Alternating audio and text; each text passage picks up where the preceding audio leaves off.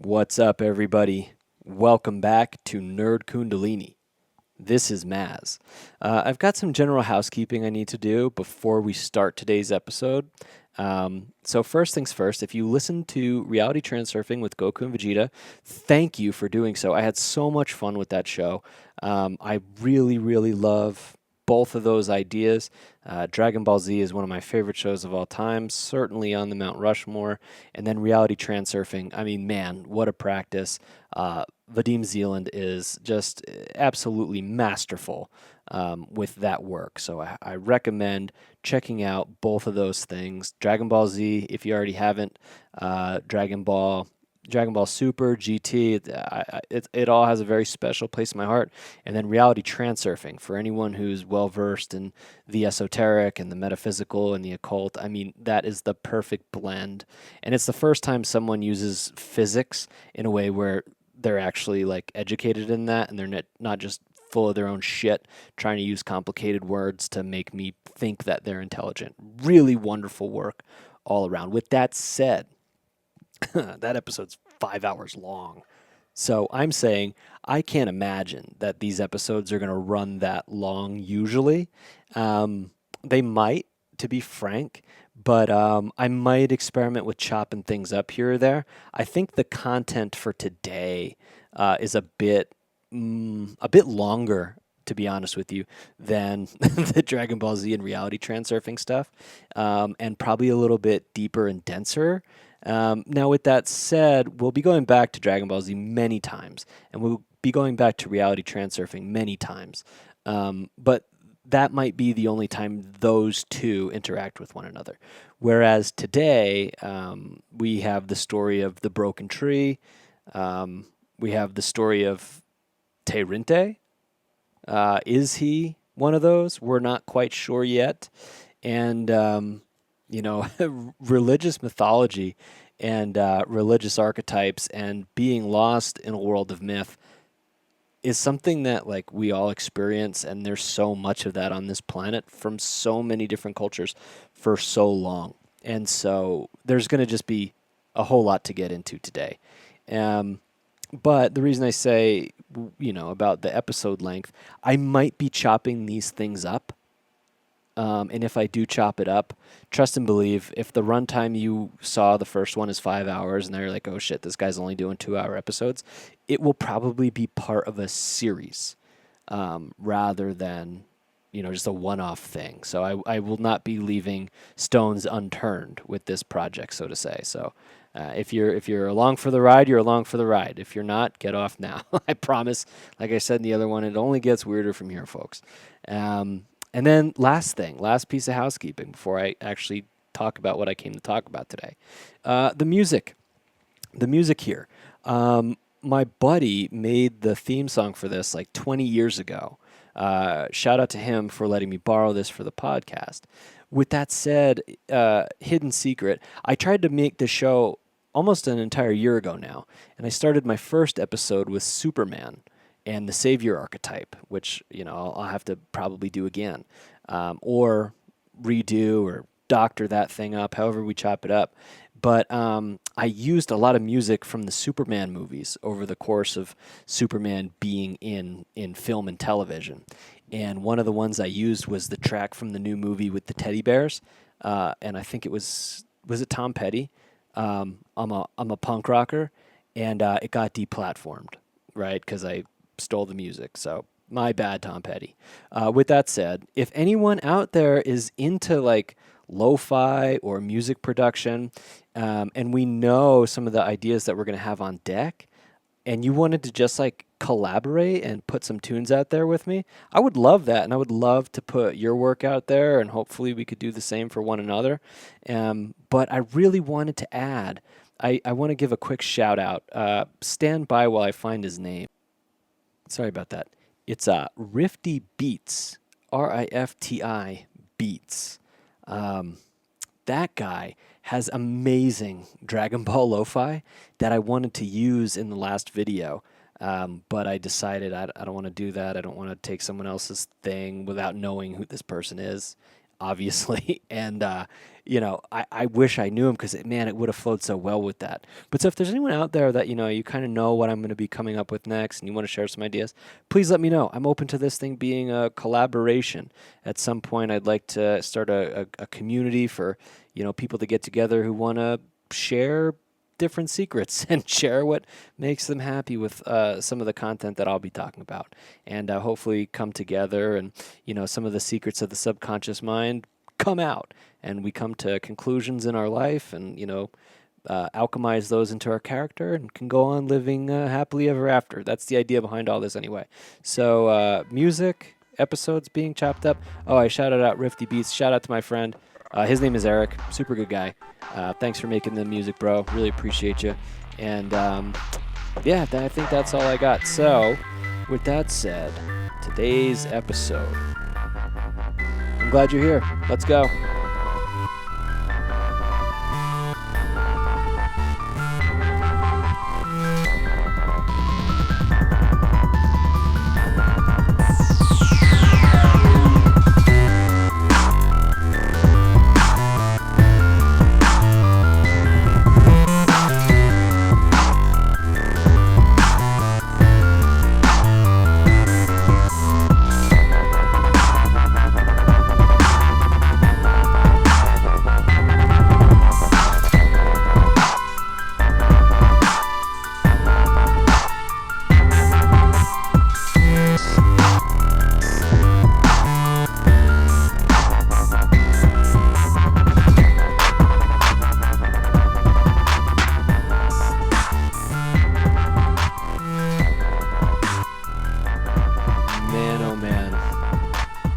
Excited for this episode.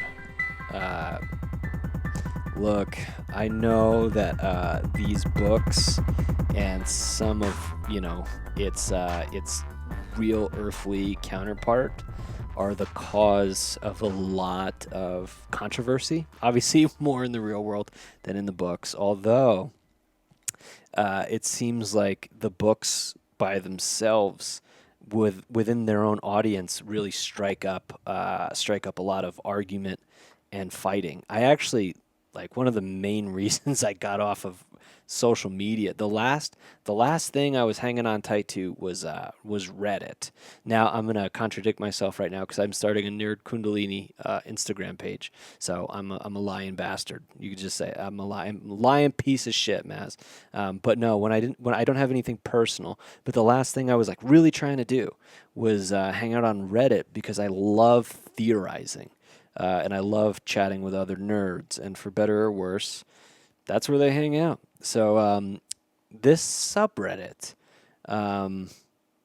man, the vitriol, the vile, the anger, and a lot of the amazing theories too. I mean, don't get it twisted. There's tons of positivity, tons of wonderful ideas, tons of very intelligent, well-read people for sure. And then also, the flip side was too much. I had to get off. We'll be covering today in this episode the Kingkiller Chronicle by Patrick Rothfuss. The Kingkiller Chronicle is a quote-unquote unfinished trilogy. Unfinished. And there's lots of theories. Like, before I even start the episode, everyone has something to say on that. Is it done? Is he just leaving it open? Is the conclusion of the book already in the first two books? I should say the Kingkiller Chronicle, as it is an unfinished trilogy, the first two books are already out. And they I think it was 17 years ago now, the second one came out. People theorize that the state of the world is what has made him not want to continue going. People theorize that the conclusion is too similar to some other pop culture stuff that's gone on the past 10 years, so he doesn't want to finish it. One of his good buddies was George R.R. Martin. George R.R. Martin is kind of going through the same process with A Song of Ice and Fire. Some people think that it is done. and the whole point of the first two books is getting you to accept that the third one is not coming. But stories are stories, and do with them what you will. They don't necessarily need a conclusion. Some people think that the author is one of the better fantasy writers of all time, despite only having those two books as his standouts. And then he's written a couple novellas in relationship to the main storyline. They're all, I mean, fuck. I wouldn't be doing an episode on it if it didn't move my heart to sing and dance every time I heard something about it. I mean, holy shit. Let me just say, whatever you think of Patrick Rothfuss, this motherfucker can write, dude. This motherfucker can tell a story. So I can't imagine that, this guy ever hears this podcast. But Pat, holy shit, man. I fucking love you, dude. And beyond that, I just want to say the editor's note, or not the editor's note, the author's note at the end of The Narrow Road Between Desires. It's a story about Bast. It's an expanded version of a work he did called The Lightning Tree.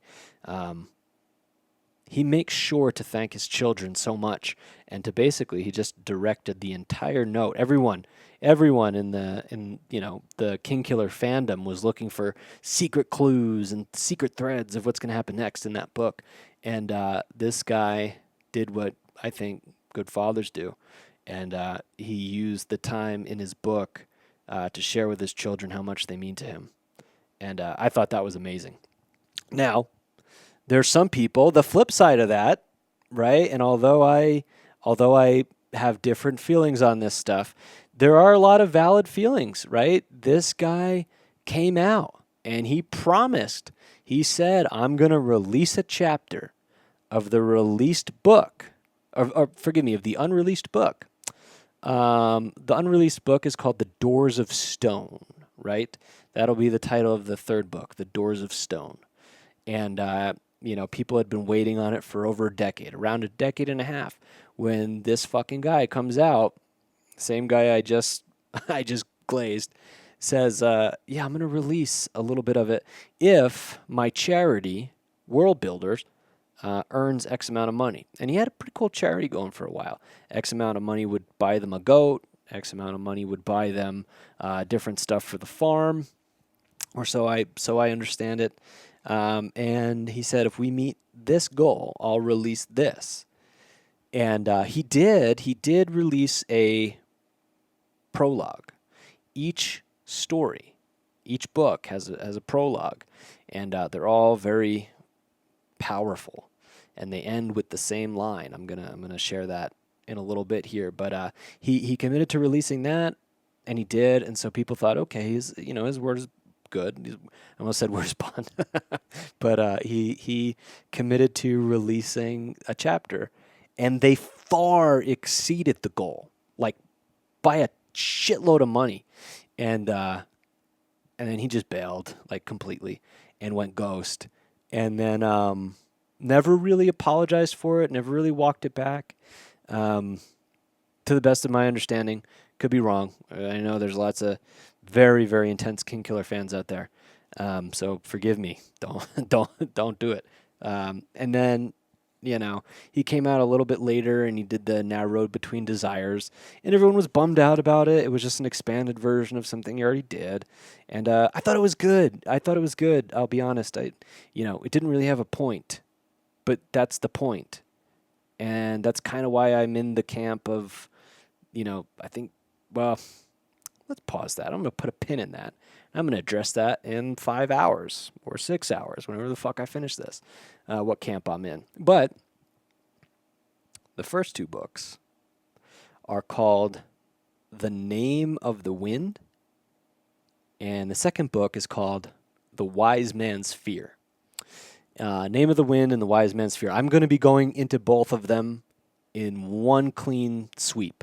So this episode is going to bounce back and forth between the two of them. I will do my best, like I did in the first episode, to try to give a general idea of what we're coming into with this work. And then I'm going to go on faith that either you've read it or that you can kind of extrapolate what I'm saying and put the pieces together insofar as it relates with your experience. With that said, if you haven't read these books, I highly recommend doing it. Um, I talk like a goofball. I am aware of this. With that said, I do consider myself pretty well read. And not, God damn it. As soon as I said that, I sounded like a prick. I'm sorry. If any of my family is listening to this, I'm sorry. For, for many reasons. But what I'm saying is, I've read a lot and I've listened to a lot. I'll raise my hand and wrap myself out. Audible, Libby, audiobooks, recorded books. I like it. You can really digest a lot of content with that stuff. But no, I think out of everything I've absorbed in terms of like a literary concept, um, it's gotta be in terms of fiction. It's pretty high up there. Um, it's got to be the best like 1-2 punch I've ever come across. Either one as a standalone. I mean, they definitely, they're not without their flaws, um, but they're as close to perfect as a 1-2 punch I'm gonna find. I know some people have a hard time with the Wise Man's Fear, and they think the Name of the Wind is a lot better.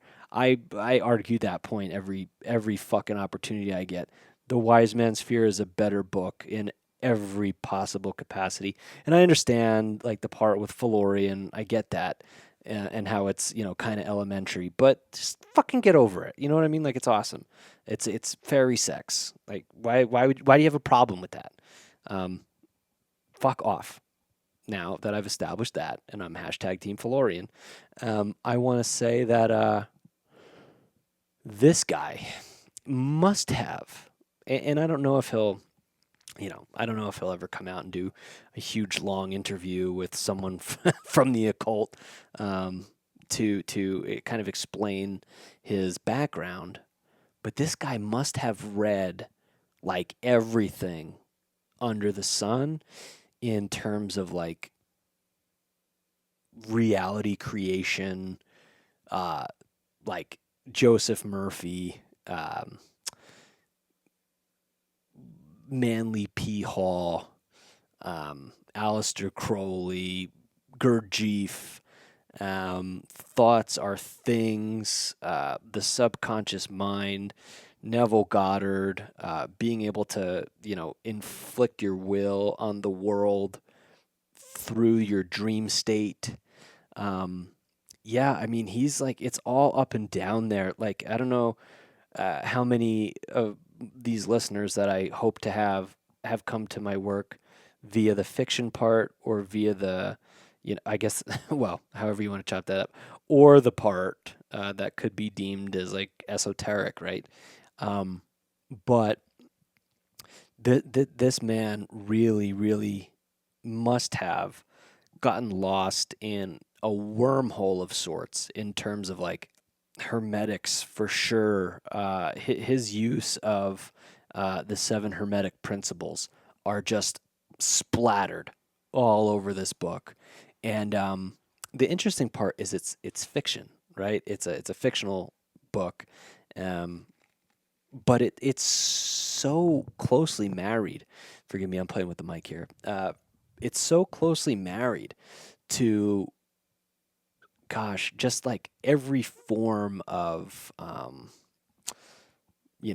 bizarre intentional type of stuff I've come across, which is really interesting because reality transurfing, back to that one for just a second, didn't come out until after this stuff was already written. And really, I think that's one of the big sexy parts of reality transurfing was that it was so new and so different compared to everything that I had been well versed in.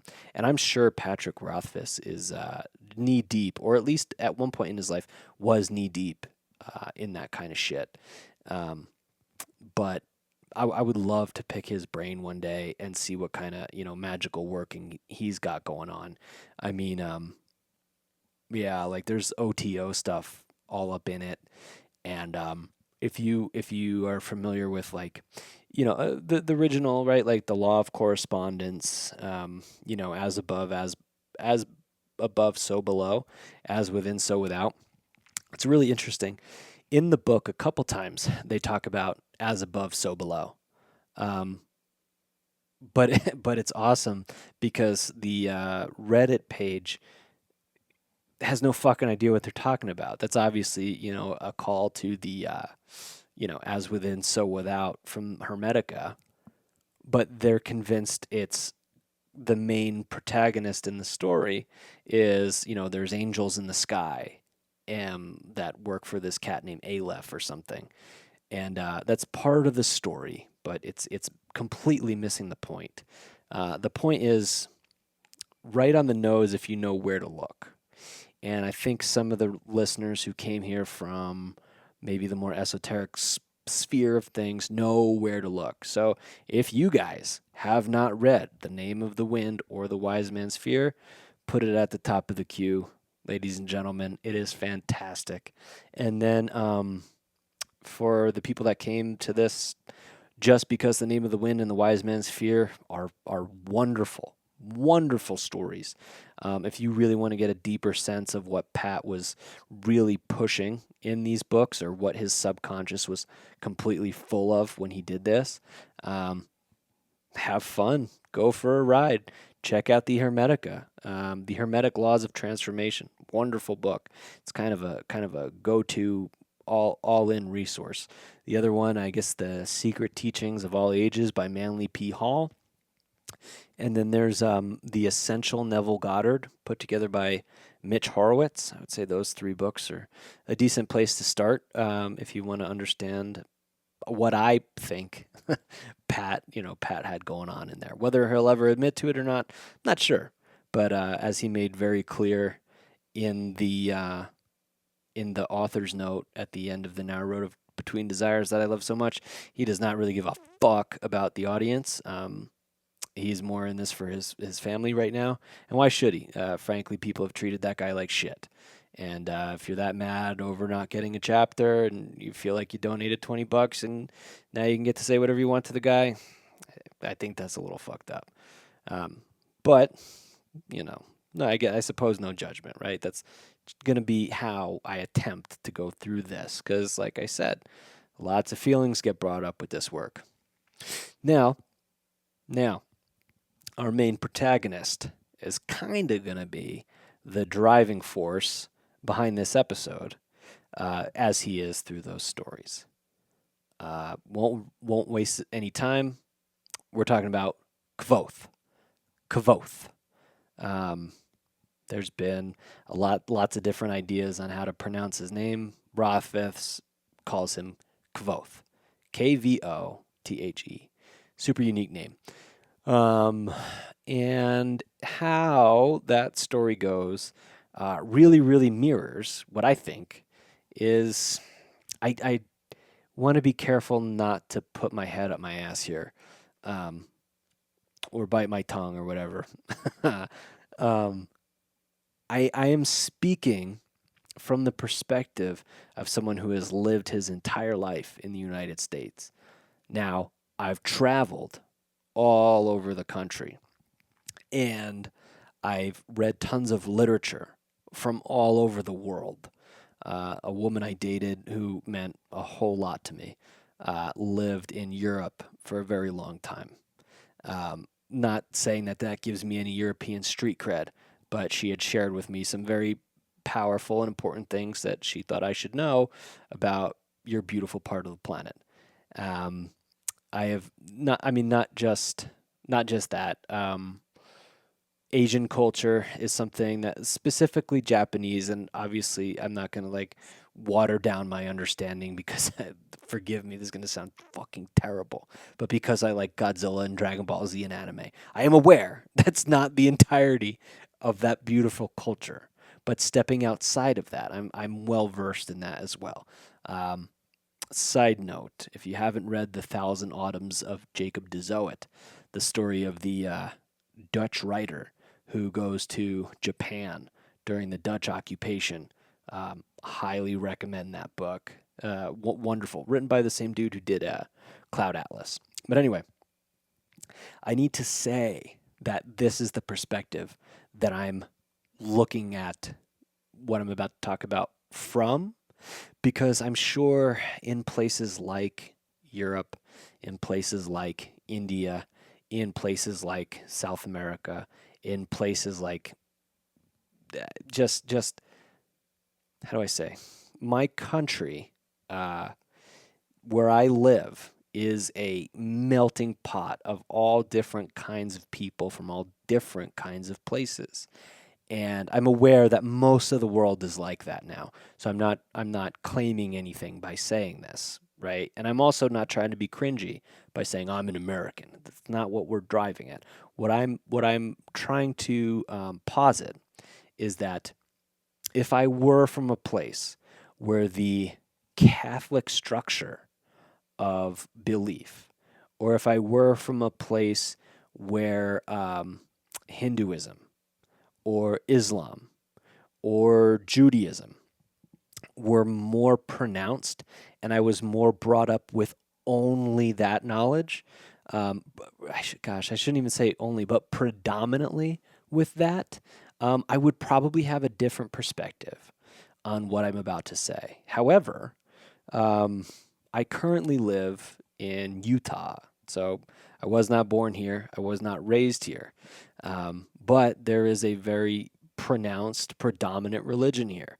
And I'm friends with a handful of people that at one point were in the religion. I'm friends with a couple people that still very much are, and they believe it to the letter.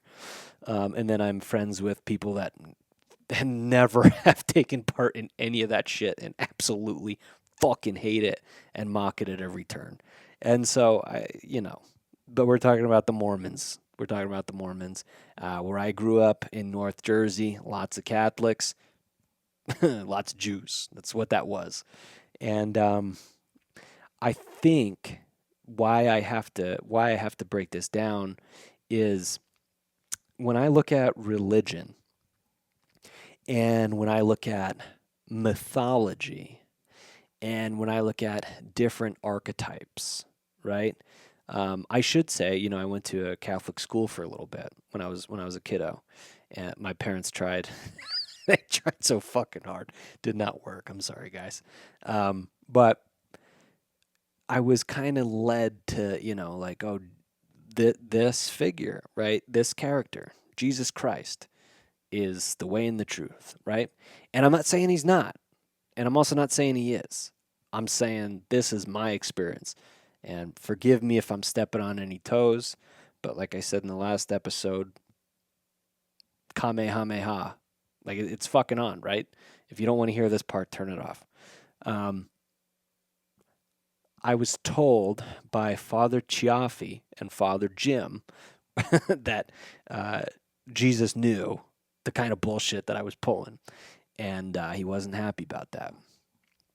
Now, my thought when I was told that was, well, what about all the other fucking people, So in my home, if you walk down my main hallway, I have a large tapestry of Krishna, right? For whatever reason, my buddy and I years ago read the Bhagavad Gita together, and it stuck with me. It really got itself lodged in there, and I like those characters, right?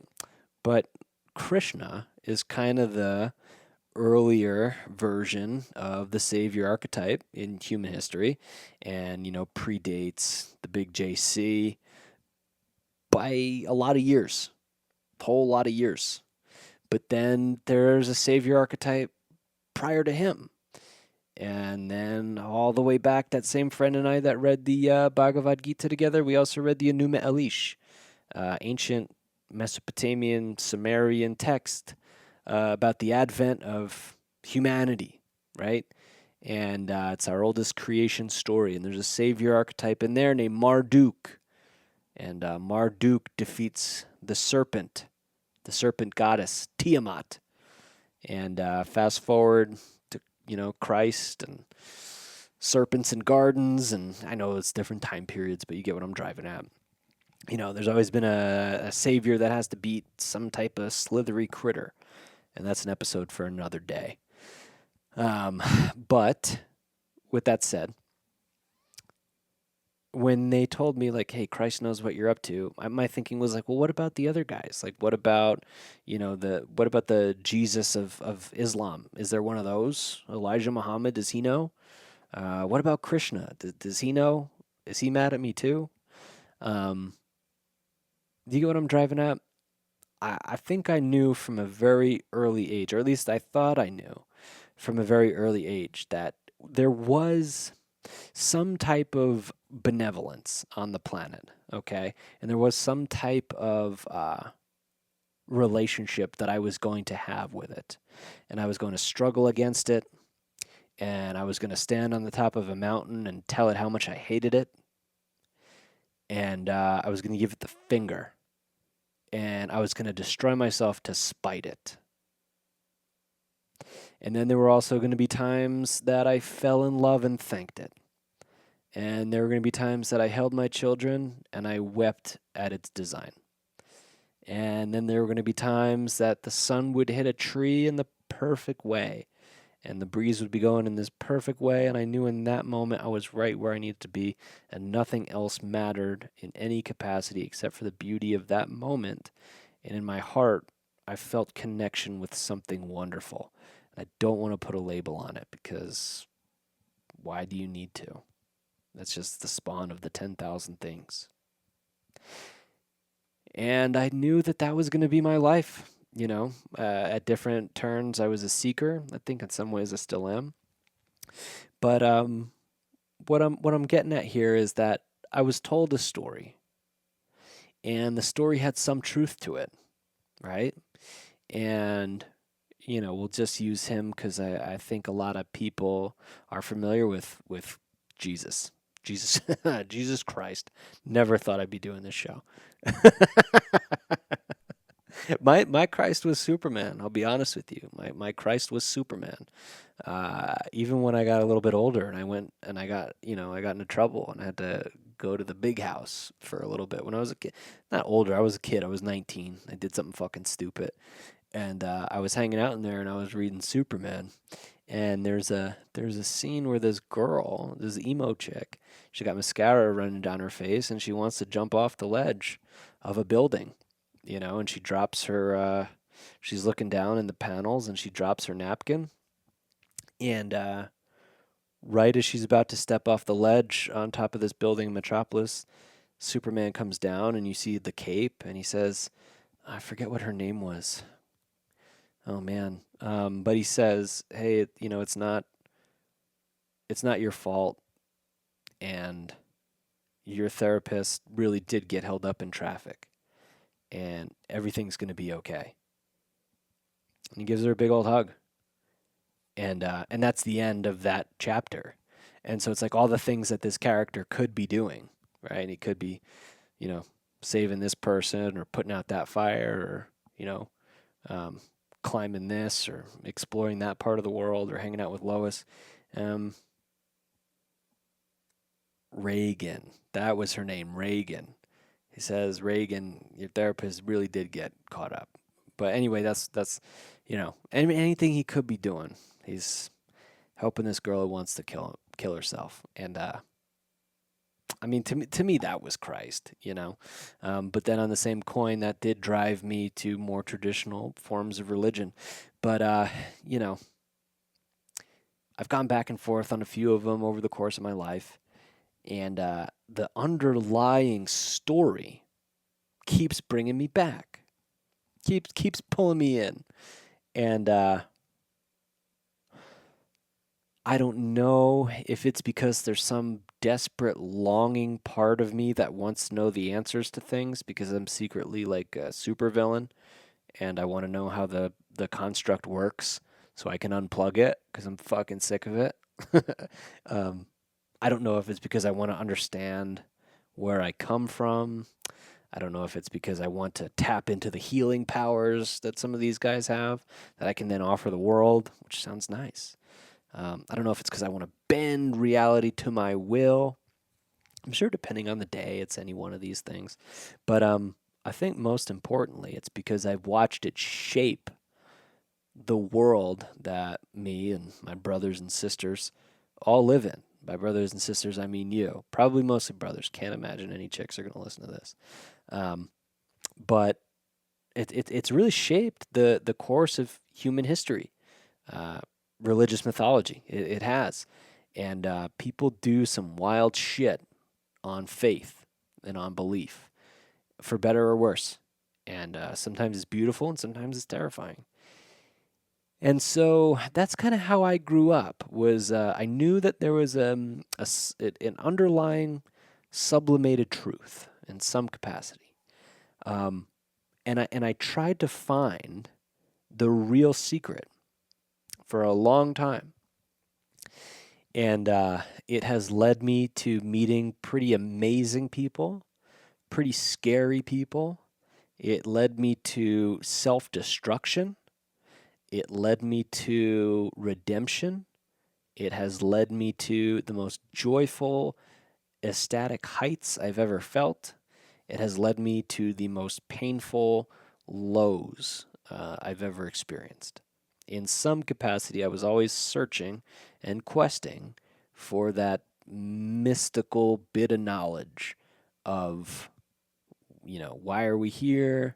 And somebody knows it, and I'm gonna fucking find out. And I've gone through as many of the faces and the statues and the places and the temples and the readings and everything that I can to go on this quest to try to figure out what it is and to bring it back for my own reasons, right? Whatever those reasons are, depending on the day, like I shared. And that's essentially the story of Kvothe. However, Kvothe has a different approach that he's not yet aware of. Kvothe has skin in the game. He's got some serious skin in the game, and I know that my love and light listeners are probably thinking, "Well, so do you. It's all part of the beautiful plan." And thank you for saying that. I really appreciate that intention. And also, I'm going to talk about this fictional story for a little while. Kvothe, the name of the wind, the wise man's fear, religious mythology, and fairy tales.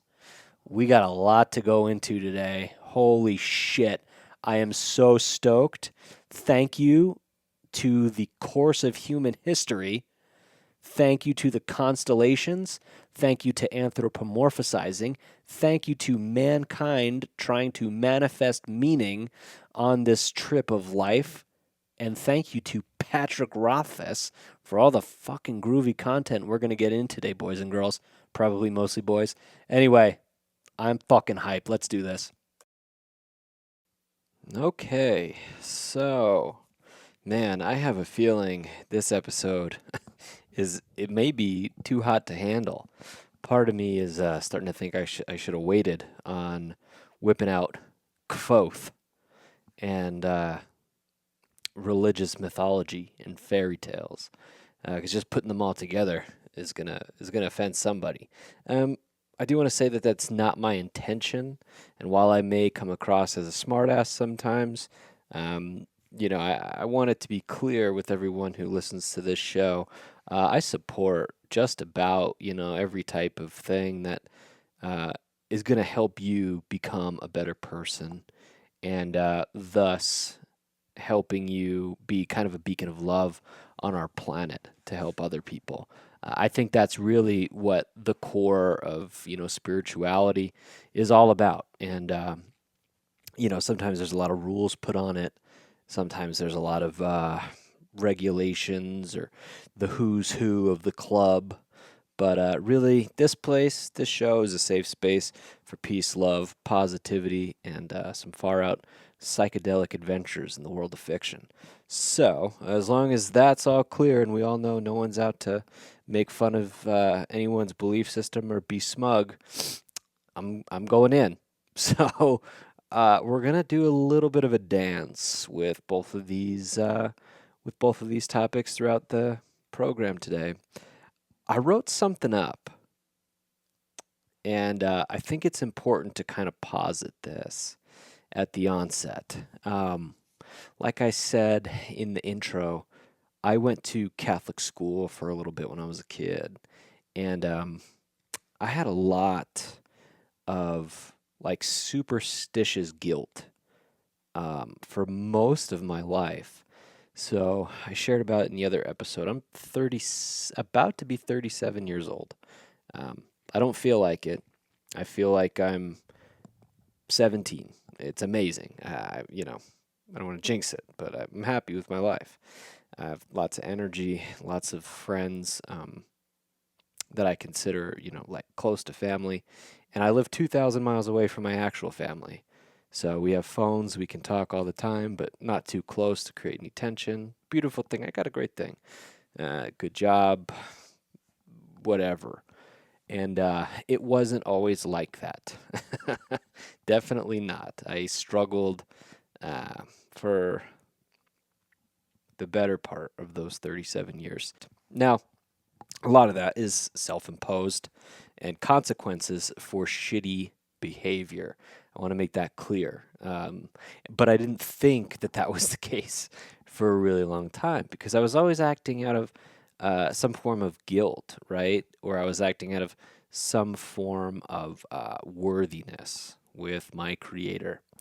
And I kind of had this subliminal feeling in my body through most of my life where I kind of had a contractual, transactional relationship with God.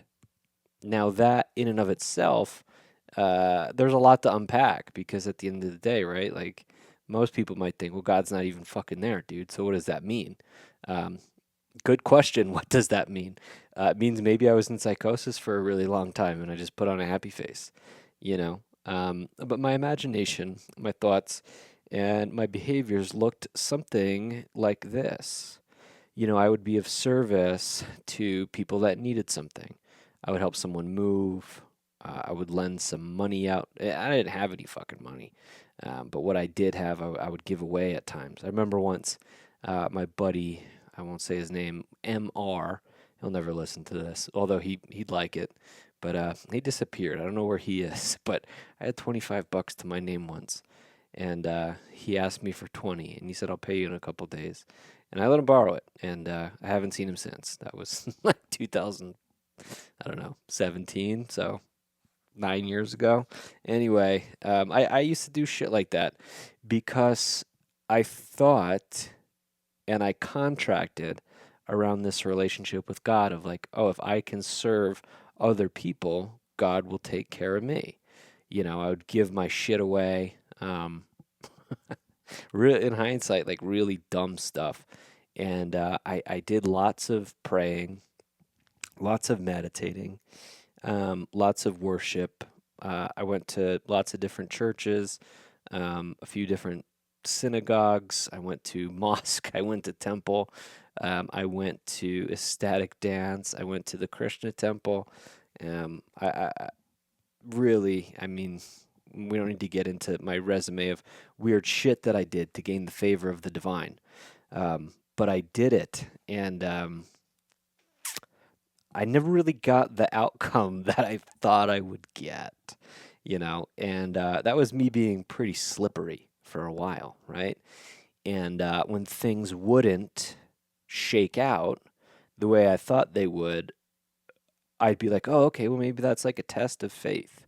Maybe that's my test of faith to see if I'm, worthy of God's favor, right? And I'd suffer while I was in those places. And I believe in some capacity, I don't like how the New Age has kind of watered down the term like vibration or vibrational frequency. But there is something to that. And I do think that the law of correspondence and resonance are real things insofar as I allow them to be, and insofar as I'm not creating excess potential with my thoughts and feelings that balancing forces will then neutralize. Case in point, when I was in a really negative place and having a really hard time, I would run into similar people on the similar path, and we would all say the same thing. We'd bitch about our job, or we wouldn't have a job and bitch about the government, bitch about money, bitch about our circumstances, bitch about rent. You know what I mean? Just freaking endless complaining. I almost don't even want to go back there in my head. But we would be perpetuating the problem by incessantly breathing life into it with our thoughts and feelings and commiseration, right?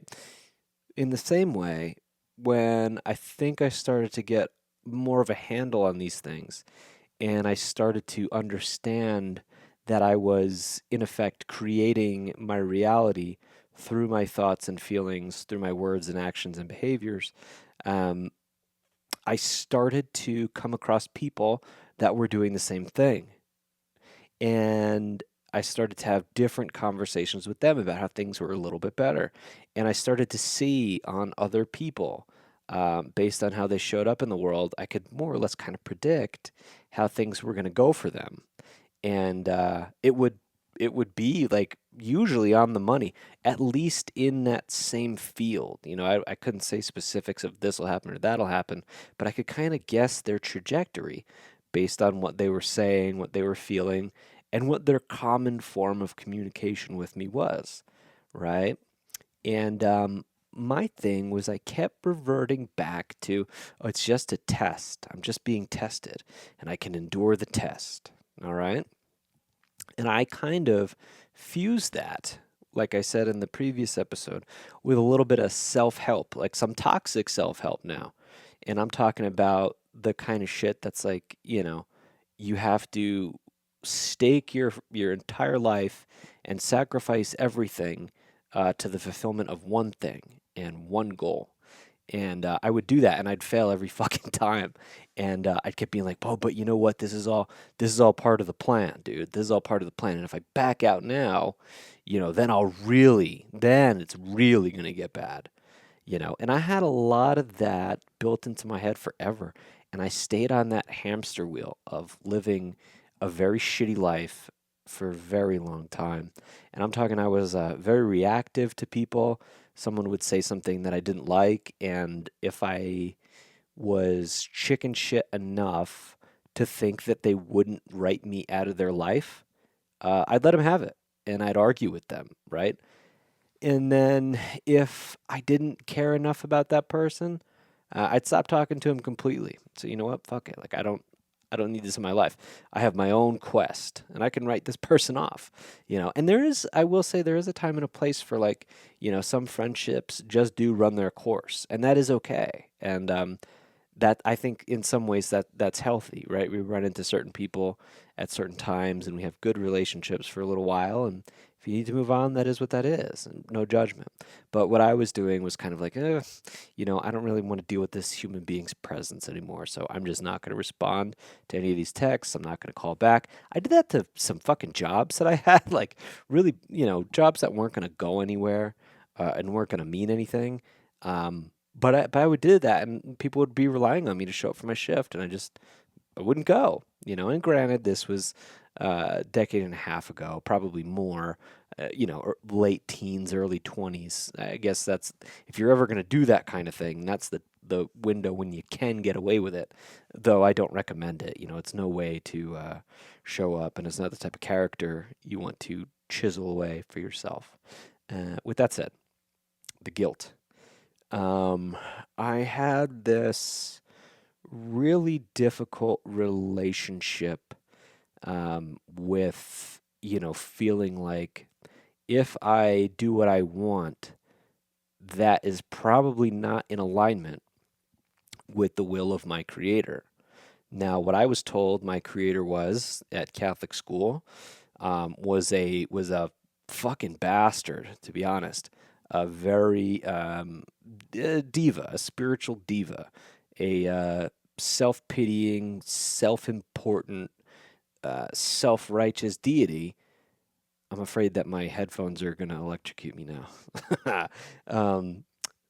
Being that lived somewhere up in the sky And if you didn't do everything he told you to do, locusts were going to befall your home, and your kids would get sick, and then you get leprosy and die. Right? That's kind of what I thought was going to happen. Like I'm not shitting you. I thought shit like that would happen, and I had enough evidence because I was on the lower rungs of society because my vibrational resonance was that of a schmuck that I was encountering really negative things like that, and like I said, I've never believed in like a demon or devils or anything like that, but I did very much believe in one divine creator, and I thought that it hated my guts.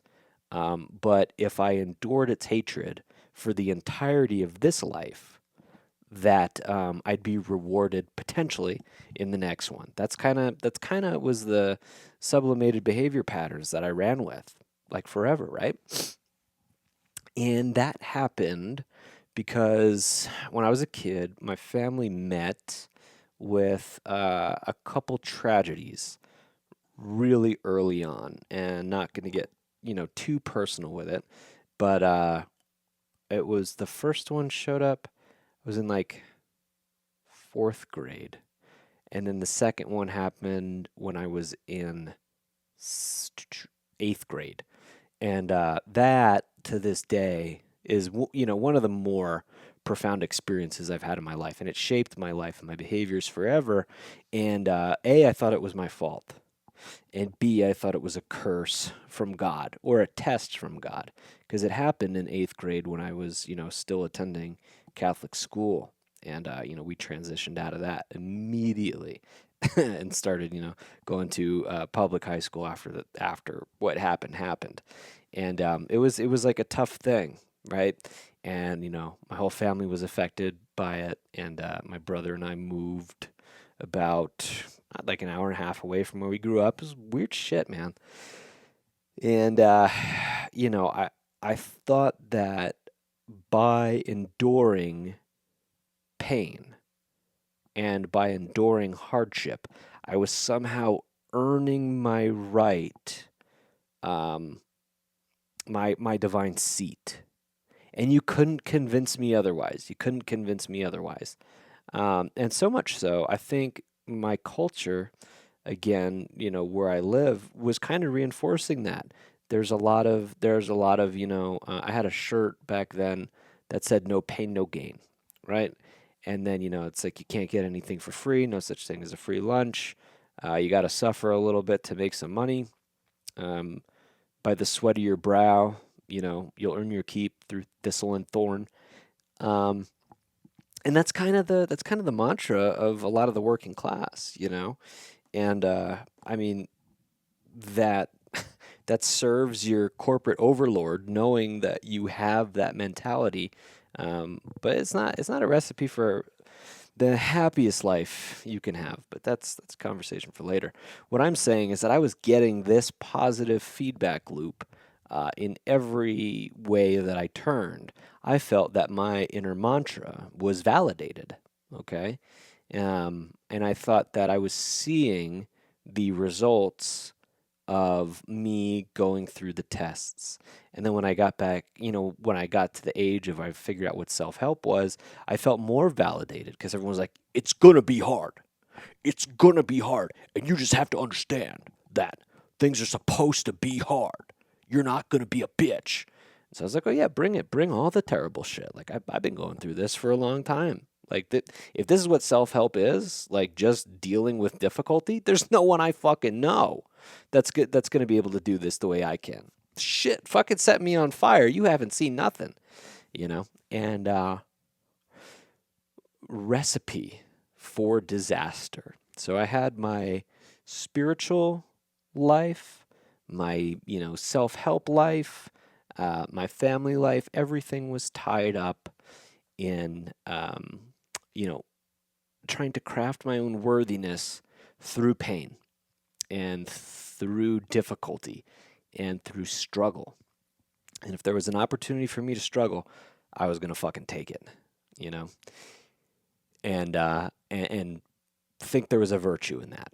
So that really did all stem from a sensation of what I think is a very, very mutated version of a wonderful truth, right? And the truth being that, well, truth, well, let's put air quotes around that. Um, if there is a God, I think it's love. And I think it just wants to love and expand and, you know, slow down. I think I was kind of meditating on this early this morning. When I think of things that move very, very quickly, a fly, right? Let's think of a fly, or like a marlin, right?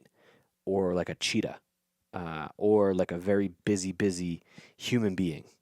Okay, the faster that they move, the shorter those things' lifespans are, right? But things that are very slow and very steady and very easy and have limited resistance in their lifespan. Um, their lifespan is much much much longer. When I think of like trees, I think of the fucking universe. I think of a tortoise. I think of people that have an air of wisdom. These people have at least my view of them. I could be talking out of my ass, but my view of them is that the more you can slow down and stay present and be here now, the longer this trip is for you. Okay. And, you know, I think there are some things that give us pause to be steady and to be here now. And love is one of them.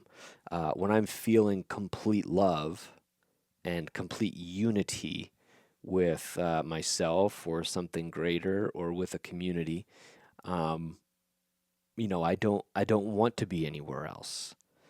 And so I think love fused with the present moment, there's probably, that has something to do with the divine creator, I think. And one of my favorite, I don't really know many scriptures to be honest with you, but the one that stands out is St. John, where he says, uh, Beloved, let there be love, for he who knows love knows God. He who knows not love knows not God, for God is love.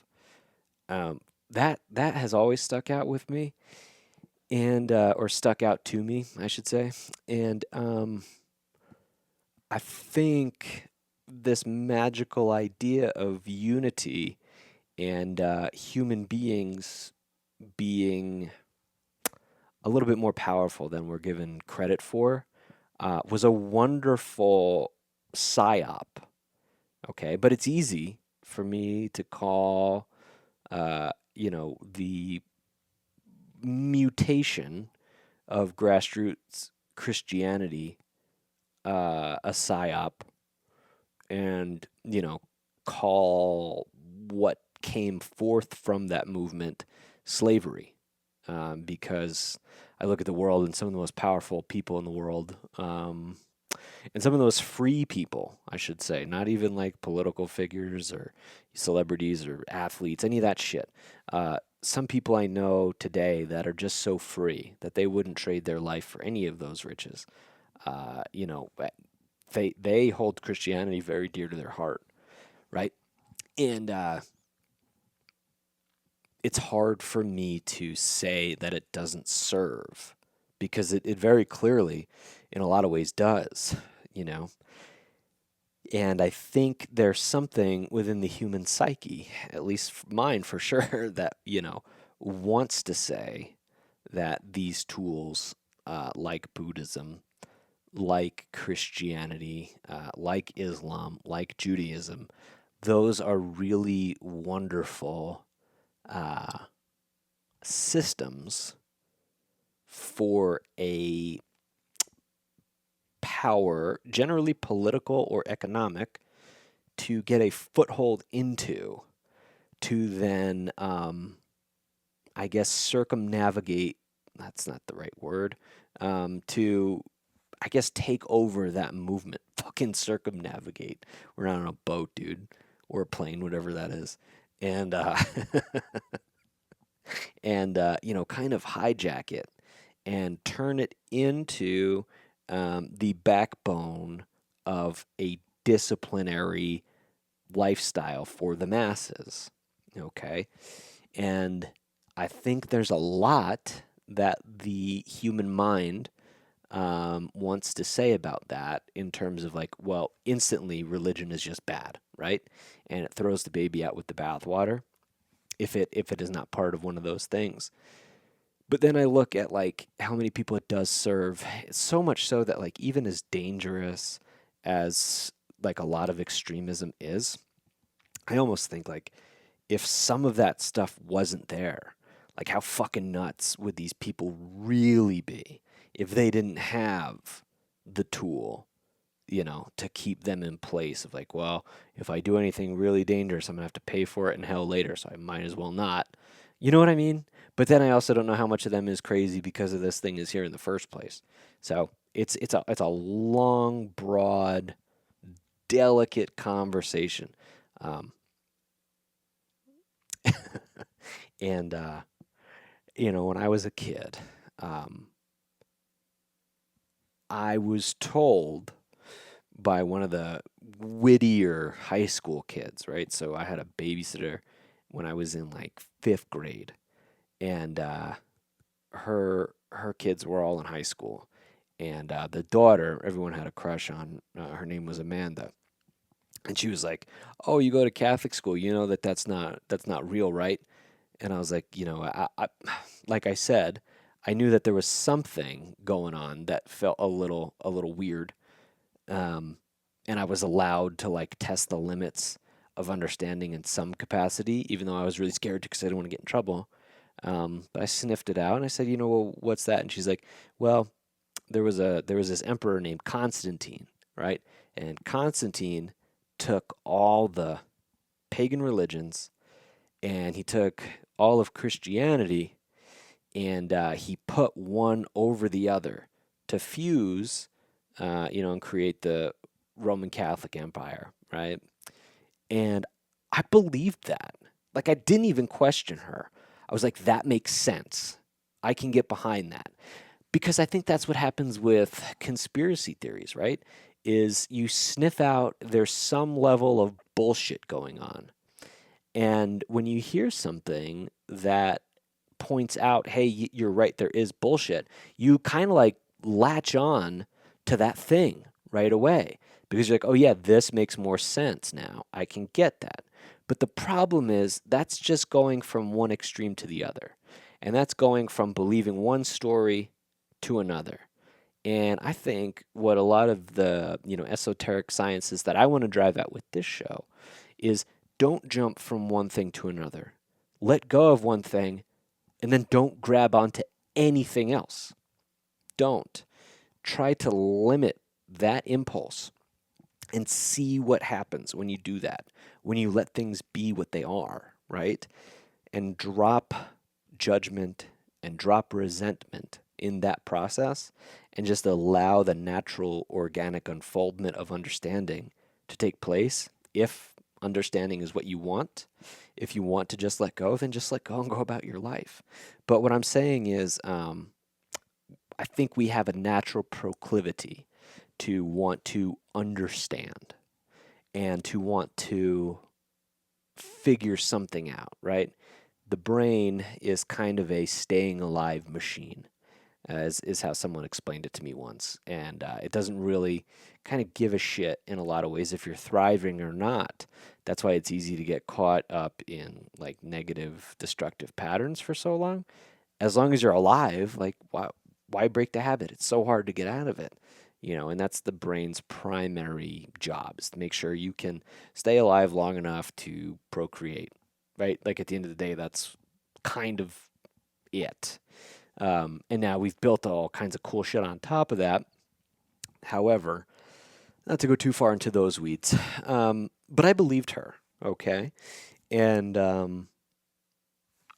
I need to say that that process of one belief system taking another and fusing them together is kind of the entire crux of the name of the wind and the wise man's fear. But here's something that I want to read for a little bit. So I'm going to probably spend the next 3 to 5 minutes reading something.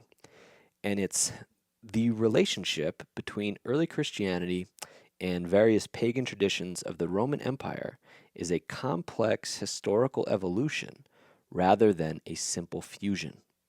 While the Catholic Church did not emerge as a hybrid religion, it did undergo a process of inculturation, adopting and adapting cultural forms to make the Christian message more accessible to the Roman world. Here is a breakdown of how these influences interacted. Theological roots versus cultural forms. The core theology of the Catholic Church, monotheism, the divinity of Christ, and the sacraments, is rooted in Judaism and Greek philosophical tradition, not paganism. However, as the church expanded, it utilized existing Roman structures. The administrative structure. The church adopted the Roman Empire's organizational model. The term diocese was originally a Roman administrative district, and the title Pontifex Maximus was the title held by the Roman emperor as the head of the state religion before being adopted and applied to the Pope. And then legal framework, Roman law heavily influenced the development of canon law. And then we're going to move on to the adaptation of festivals and dates. One of the most visible overlaps is the timing of holidays. Early church leaders often placed Christian feasts on dates already significant to pagans to ease the transition for new converts. So the two examples we're going to use is Christmas and Easter. While the Bible does not specify a date for the birth of Christ, December 25th coincided with Sol Invictus and the winter solstice festival of Saturnalia. And there's like a whole bunch of other shit we'll go into. I'm excited to have this show on Christmas because I got a whole fucking Santa Claus thing for you. It's going to be wild. But then Easter, the timing is based on Jewish Passover. But many folk traditions, like the Anglo-Saxons' Easter, name itself derived from the goddess Esther. And it was absorbed over centuries. It's not like one guy. It's not like this Roman emperor was like, hey, we're going to put it all together. It's like over a very, very, very long period of time, these things just kind of synced up. And it's probably for fucking convenience, right? I mean, like, let's like zoom out for a second. We all say it. Our generation, if you're my age, we don't buy Hallmark cards anymore. You know, like my parents did that, and they get bummed out that I don't send them cards on every holiday because they used to send me cards. When they stopped, it was like this whole thing. There was a conversation. My stepmom called me. You know, Eric, we're not going to, we don't really get any cards from you. We don't, you could send a card. Like, what the fuck? First of all, who the fuck has $4 for a card? You know what I mean? Second of all, if it's every single holiday somebody needs a card, like hell yeah, Hallmark for getting into that business. But we already are like, dude, you got so many of these fake, the fake things. You got the Valentine's Day. You got the this, that, the other. It's someone's birthday all the fucking time. And then you got Christmas, and then you got a whole bunch of shit booked up at the end of the year. And then you got St. Patty's Day, and then you got this day, and then you got these days off, and blah, blah, blah. It's a lot. And that's with the fusion of everything. Do you get what I'm trying to say? And holidays have become, in some capacity, more of a responsibility to your culture than they were like the original celebration that they were intended to be. You get what I'm trying to say? So, like, in a way, thank God that there's like a little bit less of those. And I'm down for more, to be honest with you, so long as I don't have to buy a card about it. But if it's all just like, hey, we show up and we all put like $1 in a bin and that goes to getting everybody pizza, like, fuck yeah, let's have more holidays. But you see what I'm driving at. This process happened over a very, very, very, very, very long period of time. Okay, and it was a very organic unfoldment. It wasn't a grand conspiratorial idea to merge everything together under one umbrella to get everybody to think and stand in line the same way. All right? Maybe in some ways, there was, some intention behind that. We'll get into we'll get into some secret society stuff later in the episode for sure. For now, we're going to veer away from that. But let's put a pin in that. I'm going to get back to what I'm reading. Art and symbolism. Early Christian art borrowed heavily from pagan motifs because that was the visual language of the time. So, the Good Shepherd. Early depictions of Jesus Christ carrying a lamb often mirrored the Greek ram bearer, Cryophoros. Forgive me if anyone's like a big Cryophoros fan, my bad. And then halos. The use of a halo or nimbus to signify divinity was commonplace in depictions of the sun god, Helios, before it was standard in Christian iconography. And then the veneration of the saints. Critics sometimes argue that the veneration of saints was a replacement for polytheism, while the church maintained a strict theological distinction for God alone and for saints in practice. Local populations often treated saints as specialized patrons of specific towns or trades, similar to how minor Roman deities functioned. All right? And then, to kind of summarize the entire transition of early Christianity, paganism, different Roman and Greek mythology, and the Catholic Church, the entire thing was officially solidified through the Council of Nicaea, 325 AD, and the Edict of Thessalonica, 380 AD. So rather than a fusion of beliefs, historians generally describe it as the Hellenization and the Romanization of Christianity. The church sought to maintain its unique core doctrines while dressing them in the cultural and philosophical clothes of the Roman Empire to survive and flourish as a global institution. Okay, so talk about a holy shit moment of shaking up everything on Earth and supplanting this new idea that is a long-term hybrid fusion model that's being carried through centuries, all right? And underneath all of it, and somewhere in there, behind all the crusades, behind the wars, behind the hangings, behind the witch hunts, somewhere in there is the story of a guy that's kind of weird. And this dude shows up, born of a virgin, turns 17. Is that the age? Can do some pretty cool shit that other people can't, right? Fast forward, and this cat is 33. Is that the age he went from 17 to 33, or did he die at 33? Hold on a second. I'm gonna take a. Well, no, I'm not. I'm not gonna take a break. 17 to 30, something like that. Maybe 12. I don't know. I'm thinking 12, 17, 12. Long story short, there's a lot of this guy's story that we don't really know about. But what we do know is that he goes around, can perform miracles, feeds a few thousand people with a little bit of fish and some bread. What that's a metaphor for is a conversation for another time. And maybe it did happen. Who knows? I don't think. But hey, whatever. There's so many ideas around that character in and of itself. You know what I mean? There's the idea that Christ is just the metaphor for the sun. I don't know if you've heard this one. Jesus is actually just the sun, and that the 12 disciples are the 12 signs of the zodiac as Christ moves through all of them. Um, there's a couple other ones. My favorite theory on all this was when Rome and Egypt kind of teamed up, and they're like, "Hell yeah, we're gonna do this shit." And Mark Antony, how's the story go? It's like Julius Caesar and Cleopatra hook up, right? And their marriage, and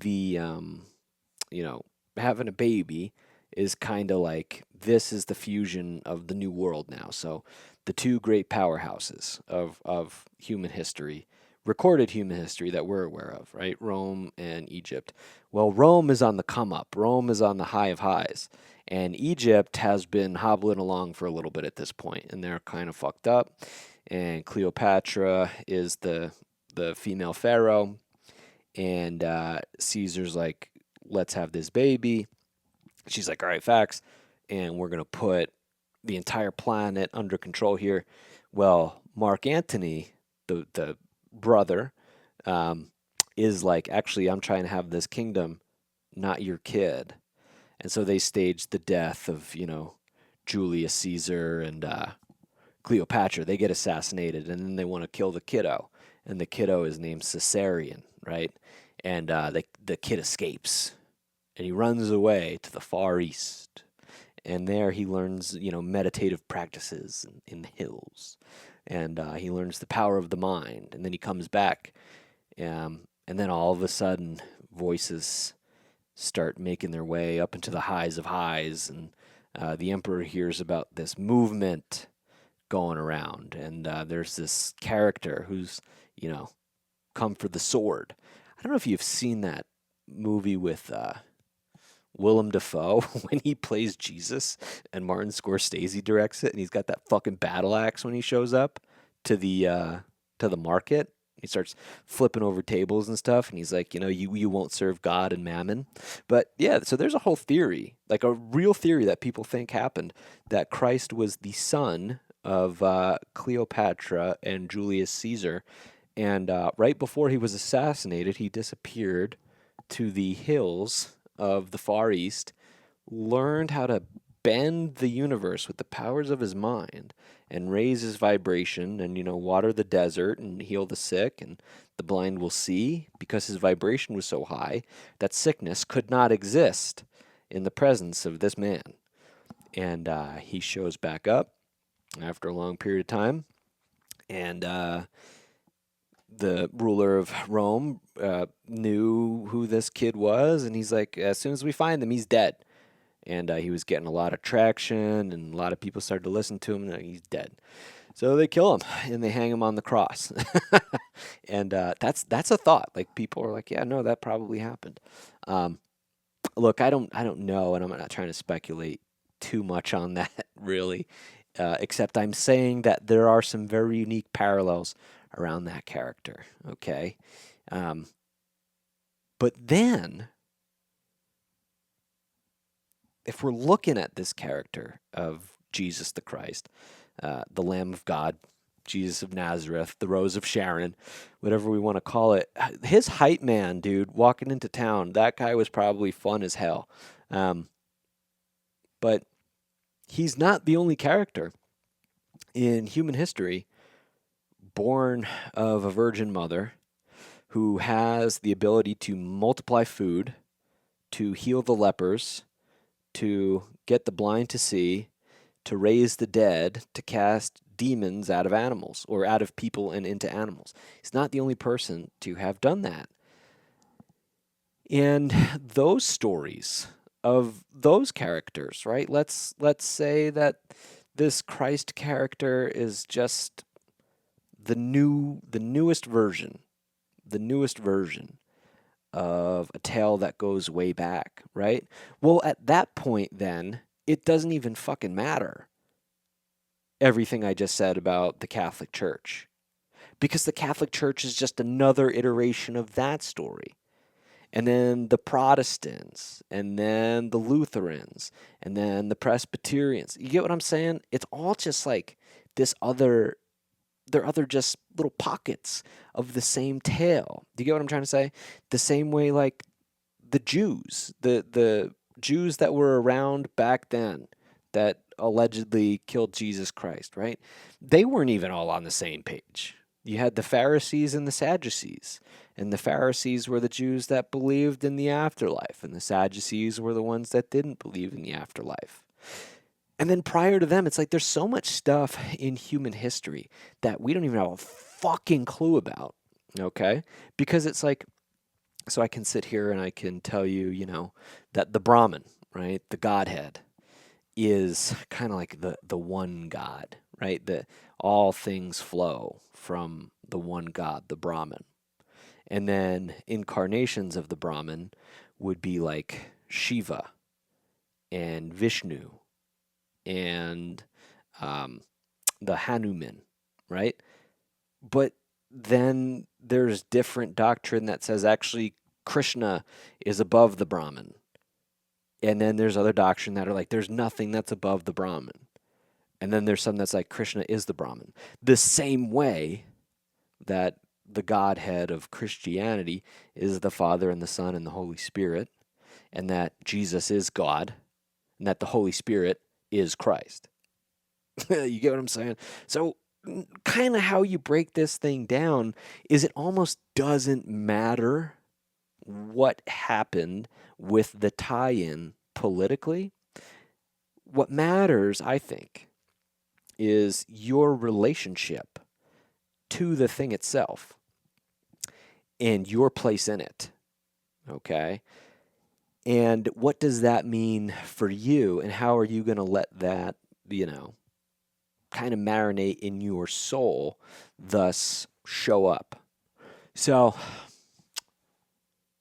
we have on our hands the tale. And by the way, the Jesus stuff, thank you for hanging in with me. If I really mean it. If you're a Christian person and you just listen to me kind of have all these different ideas on your faith, I really, really appreciate you hanging in there and being wise about that. In no way am I trying to belittle anyone's thoughts around that kind of thing. This is just an observation, baby.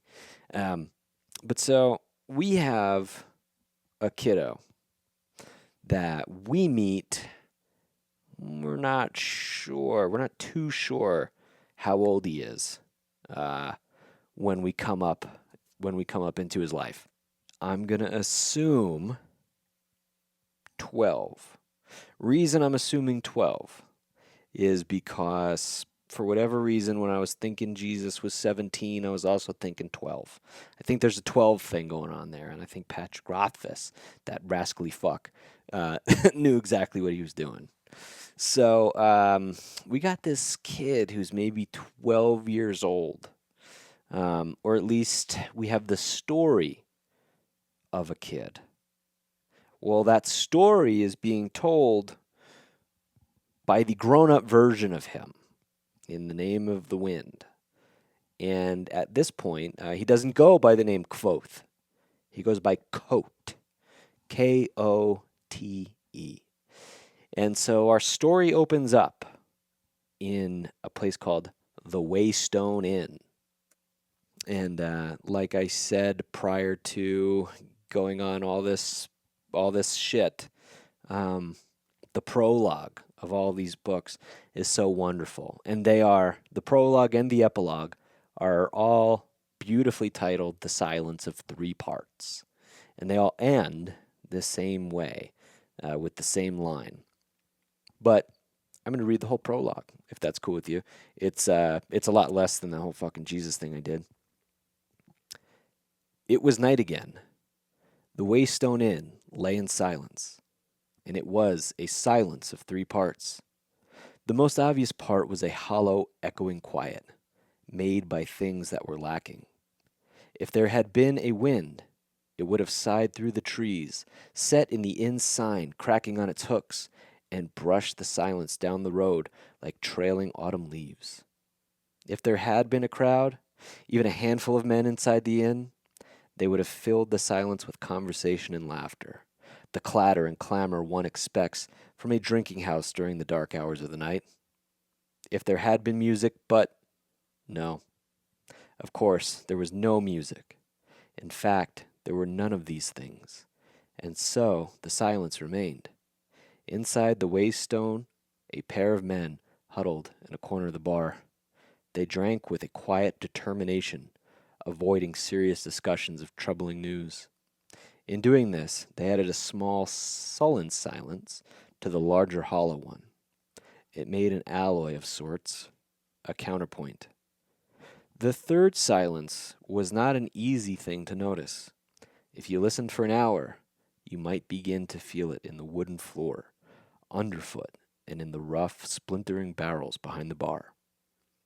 It was in the weight of the black stone hearth that held the heat of a long dead fire. It was in the slow back and forth of a white linen cloth rubbing along the grain of the bar. And it was in the hands of the man who stood there, polishing a stretch of mahogany that already gleamed in the lamplight. The man had true red hair, red as flame. His eyes were dark and distant, and he moved with the subtle certainty that comes from knowing many things. The Waystone was his, just as the third silence was his. This was appropriate, as it was the greatest silence of the three, wrapping the others inside of it. It was deep and wide as autumn's ending. It was heavy as a great river smooth stone. It was the patient, cut-flower sound of a man who is waiting to die. Whew. Yeah. So we meet Kvothe. Kvothe is a bartender. The barman. We don't want to call him a bartender. It's a fantasy story. Come on now. And he's working at this place called the Waystone Inn. That's his inn, right? That's what the prologue tells us anyway. And this guy, we find out, has been there for quite a while. At the introduction of the story, the first few chapters, he's got some people in town, and it's a very little place in the middle of nowhere, and the town is actually spelled nowhere. It's Nowhere, however they want to pronounce it. I'm pretty sure it's Nowhere. And there's old man Cobb, and then there's Jacob, and a handful of other little townsfolk. And then there's a person that lives with Kvothe, and his name is Bast. And Bast, we find out, is Kvothe's.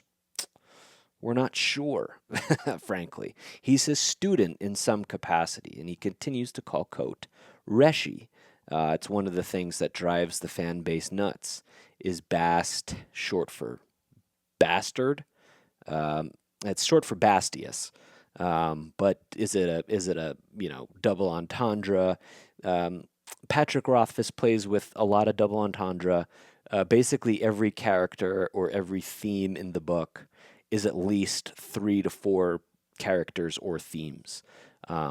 It's a wonderful story, and we've got a lot to untie. It's a giant Yillish story knot. If you know, you know. Shout out to the Kingkiller crew. But so Bast and Kvothe are hanging out in the inn, and the people in town are talking, and they're telling stories of a mystical figure in their history books or in their fairy tales. And it's a character named Taborlin the Great. Taborlin the Great wears an amulet around his neck, and the amulet protects him from anyone who wants to cast a spell on him, and he can't get hurt. And Taborlin the Great breaks out of this prison, right? And old man Cobb has everybody really interested in what's going on, and he's drawing everyone in with the story. And we find out later, it's actually really cool that Rothfuss started it this way.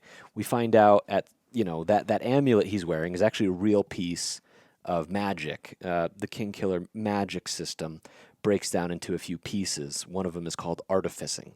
And the artificing is where you can create magic through material, right? And that amulet he has is actually called a gram. To create a gram, you need different inlays of gold, and I don't know if I can't remember if you needed bone or not, but you needed a few different metals. You needed a drop of blood, and so basically no one can cast a spell on you. Kvothe actually has to make one later. It's fucking awesome. And in the middle of the story, I'm gonna make the sound. I don't want to be too loud. I gotta be careful. I'm still getting used to the mic. I did that in the Dragon Ball episode, and I'm afraid I blew someone's eardrum out. But so anyway, the door opens. Everyone turns to the door, and they're like, "What the fuck is that?"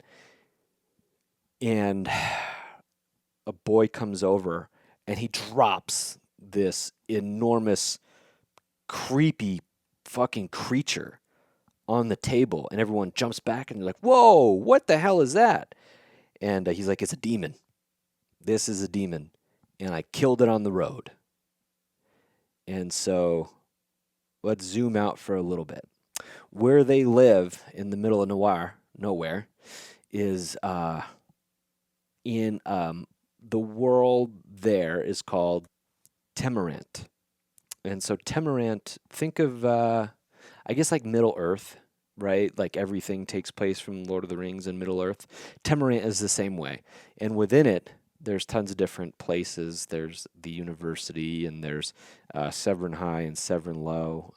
There, uh, we'll get we'll get into all of them. Actually, it's going to be a long episode. I'm just barely getting started.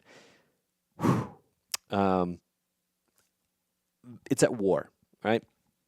And the war's been going on for, we're not sure how long, but there is someone called the penitent king, right, who's in charge of Temerant at this point. And it seems as though the factions and the cities and all the royal houses are kind of going after one another for whatever different reason. We're not quite sure at this point. We're not quite sure at all. That third book hasn't come out yet. But we are aware that whatever happened, it is Kvothe's fault. He fucked up in some radical capacity that the entire world is at war. And it's not gun war. It is, sword and shield and magic war, but still war. And because of that, there's a lot of famine, right? And people are having to sell their last horse if they own a farm. People are having to sell their last goat. People are having to sign up to go earn the king's coin and to go fight in the war for whatever faction they're signing up for.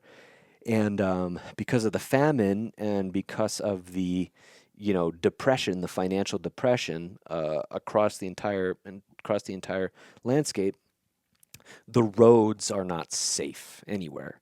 So if you wanted to go from Noir to the university, or if you wanted to go from Severin to the small kingdoms, if you wanted to go from the Commonwealth all the way up to Sealed, if you wanted to go to Modeg, if you wanted to go visit Rainier, if you wanted to go to Ventus, if you wanted to go, only one guy goes all the way to the Stormwall Mountains. But anywhere you want to go, there's bandits on the road, and they're knocking over wagons, and they're taking your loot, and they're they're taking what they want from you.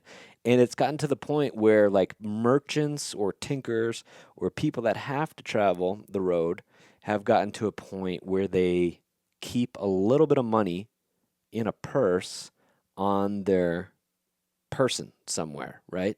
And then they hide their actual money somewhere else that you're not going to find on their person, somewhere like, in their jock or in a dirty sock, or they have like in their bag of goods that they're taking around, they'll have like a jar with something nasty inside of it, and they'll tuck the actual money into the nasty jar. This way, when the bandits rip them off, they see the money purse hanging from their neck, or they take the money purse out of their pocket, and they're like, "This is the money you got. Turn it over, and we won't kill you." and then they can, only lose a little bit of cash. So it's kind of their way of paying a road tax to the criminals. So the whole place is in complete disarray. And now we see this creature laying on this table. And everyone's like, what is that? And it's, they come to the conclusion like it's a demon. And it looks like a giant spider, right? It looks like a big, nasty fucking spider, but there's like knives for feet, kind of. And it's got really, really sharp legs. And it took a couple stabs at a horse, and I think, I don't want to talk out of turn, it either killed a kid or it killed a horse. I don't remember. Or it maimed both. I don't remember completely.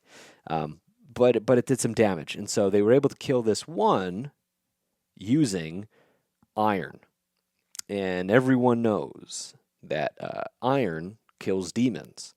And so while old Cobb and Jacob and the rest of the townsfolk are looking at each other, talking about what this thing is, behind the bar, Kvothe Kote at the time is making eyes with Bast, and so we are aware that they know what this thing really is and what's really going on, and they're thinking, "Holy shit! Like we're in the middle of nowhere." And if these things are making it to where we are now, the world is probably in complete disarray at this point. So Cote and Bast know that outside of this town, it's probably pretty bad out there. But seeing this thing, they realize everything is significantly worse than as bad as we thought it already was. So there's some folklore, right? In this world of Temerant, when you encounter a demon, you're supposed to dig a big hole, and you put a little iron in it, and then I forget how deep they bury the thing. I think it's like 7 feet, 6 feet, 10 feet. And once it's buried, you set it on fire. Yeah, it has to be like to a crisp ashes, so there's no chance of this thing coming back. And then you just completely wreck it, right? No chance of revival. And they make the plan of like, let's take this demon thing, burn it, and bury it and get rid of it, right? So that's kind of the scheme. Fast forward to the next night. There's a traveler coming in from the roads, and he gets mugged on the road, okay? And as he's, making his way to Noir, he knows that there's someone he's got to go meet at the Waystone Inn. And we don't know who he is yet, but as he's showing up, he sees kind of off in the distance the sun is setting. And he's like, fuck, I'm not going to make it to town tonight. I have to find a place to go lay low. So he starts walking through the darkness, and he gets a sense of like, the woods are not safe. I can't be here. And so he sees, after walking for a while, a fire in the distance. And he's like, hell yeah. So he goes a little quicker, and he makes his way to the fire. And he says, hey, man, do you mind if I sit by your fire for a little bit? And the man who was at the fire stands up and looks at him, and he says, you got to be kidding me. How are you here right now? No one's supposed to be here. And the man who's walking the road says, excuse me, what's wrong with being here? And the guy basically tells him, like, just get the fuck out of the way. If you have a weapon, help, but this is going to be bad. And we see that the man who had started the fire has a couple iron rods with him, iron swords, right? And he's got long red hair, kind of like the character in the prologue. And the visitor makes note of his long red hair and his shadow and, the seriousness of his eyes, and he doesn't look like a normal person. And as he's taking in this figure, he starts to hear clamoring behind him. And he turns around and he puts his back to the man, and he says, what the fuck is that? And the guy with the red hair says, "Get back." And he moves him to the side and he pulls out his iron rods and he starts beating the shit out of these spiders. And there's a horde of them now. There's a bunch. And it's the same demon that the night before was at the Waystone Inn. And there's tons of them. And they've emerged. And the man with the red hair who knew something was up starts to scrap. And he says, "All right, let's go." And tosses them.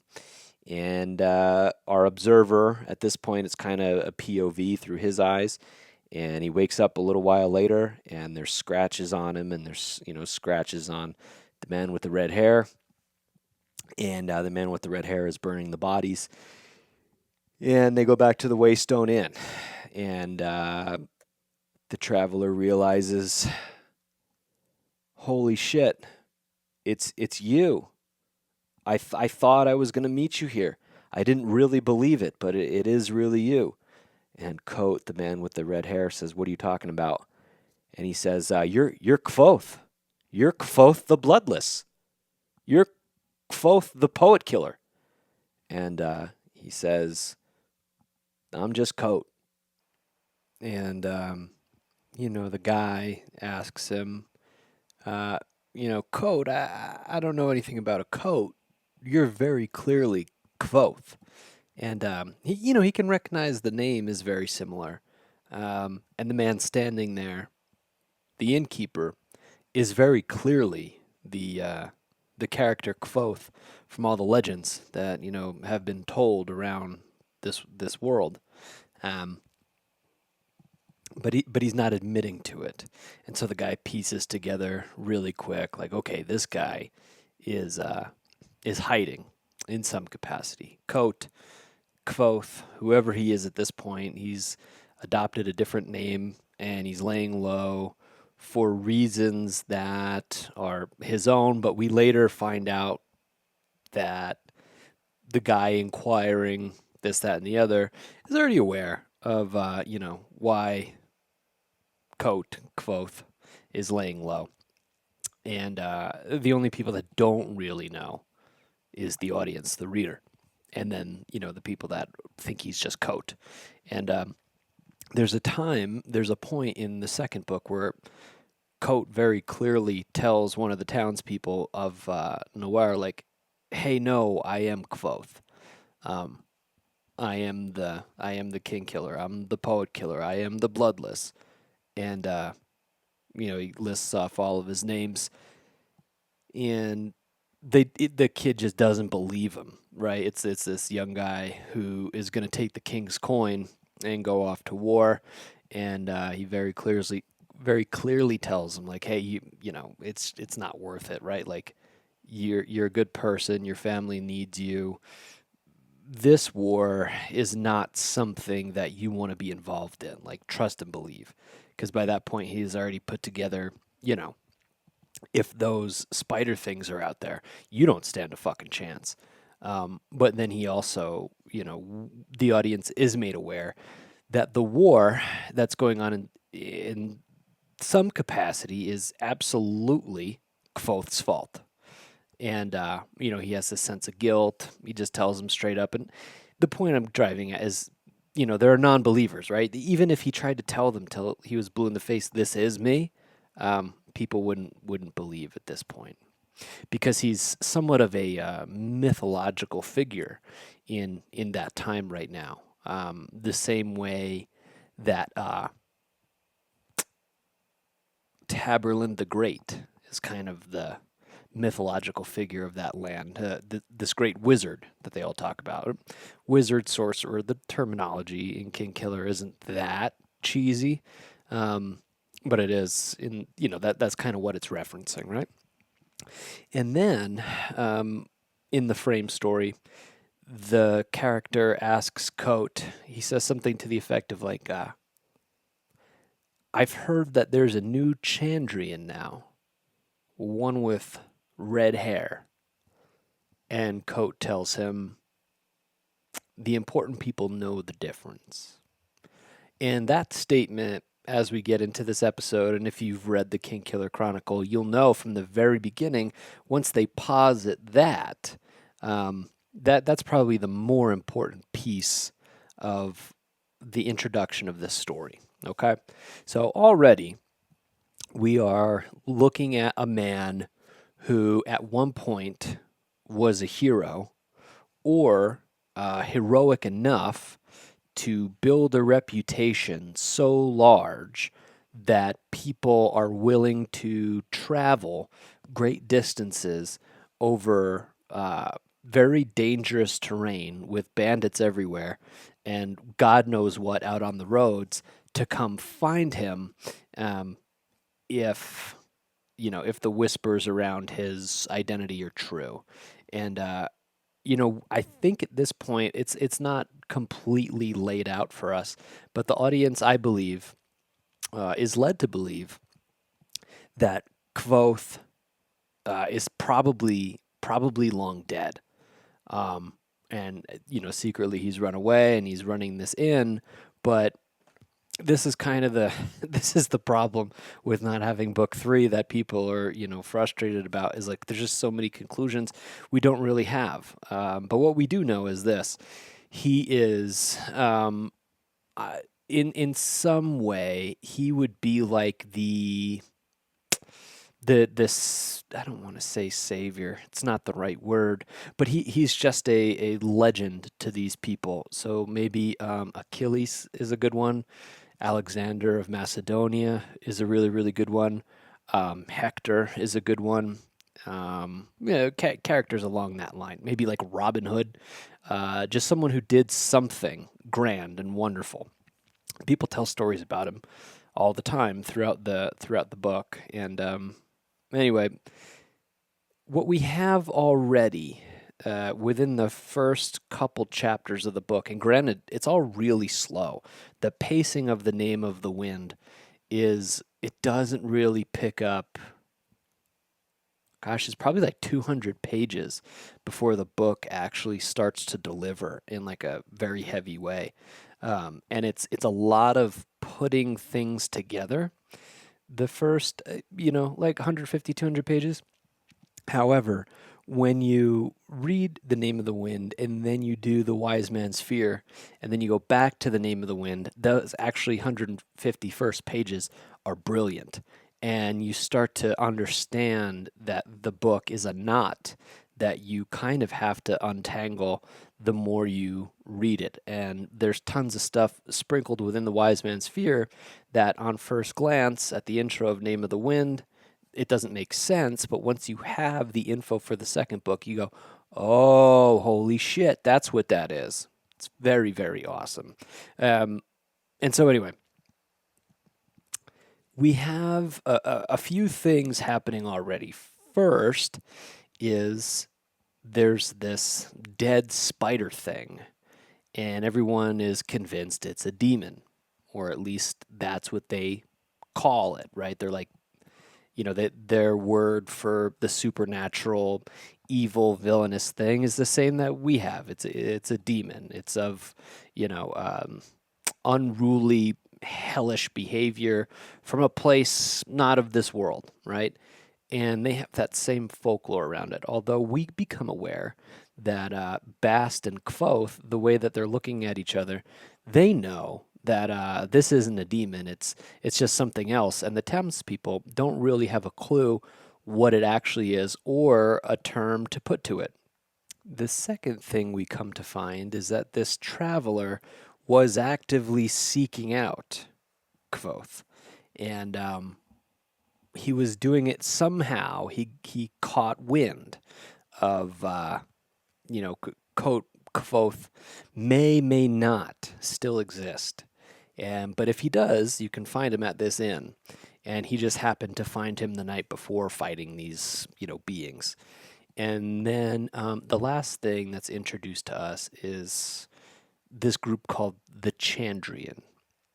And there's a new one, allegedly, with long red hair.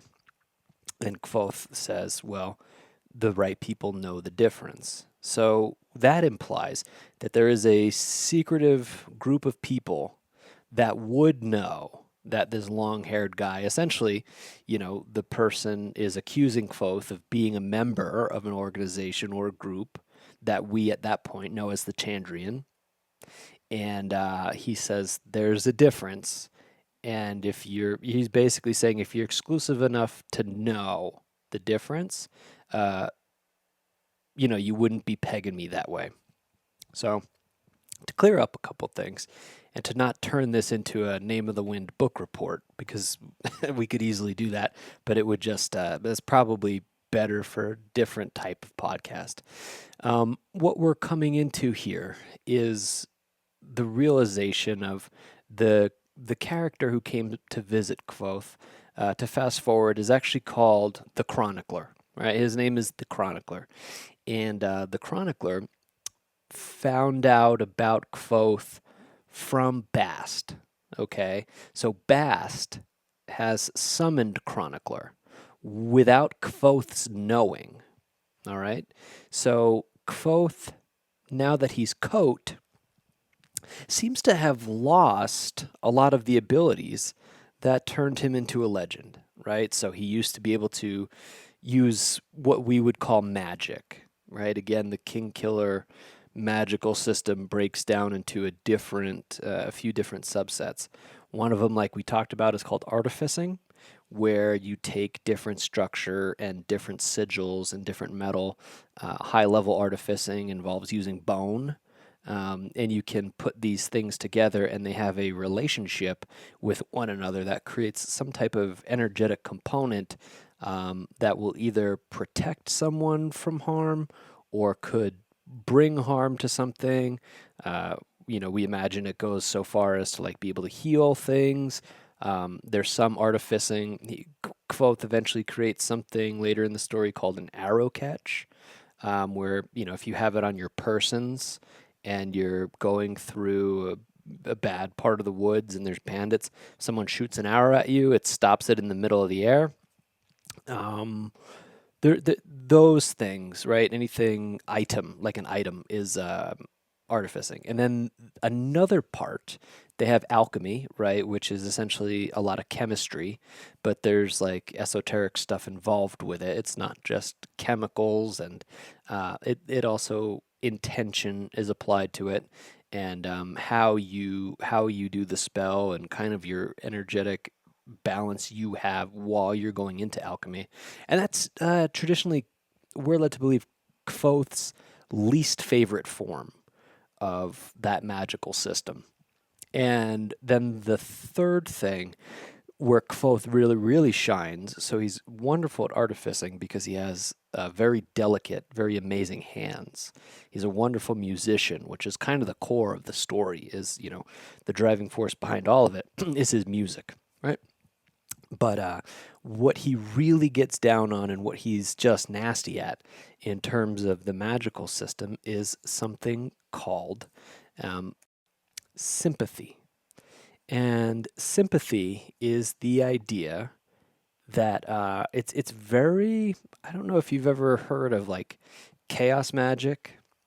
So all these things, right? Chaos magic, the law of attraction, the law of assumption, the law of correspondence, manifestation, right? All those things really are kind of the same thing, if we're being honest.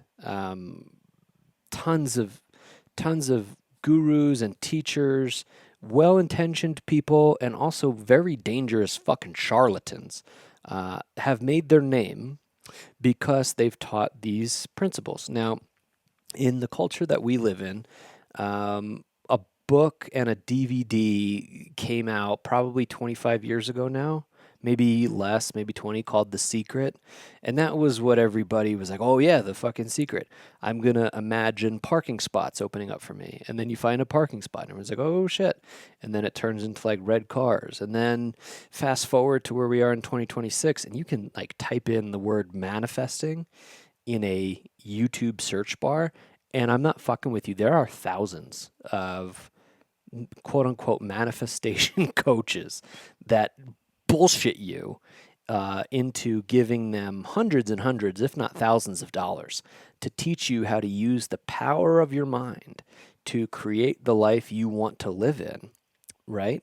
And there are endless books on this. There are in- incredibly expensive seminars. Back in 2016, I made a phone call.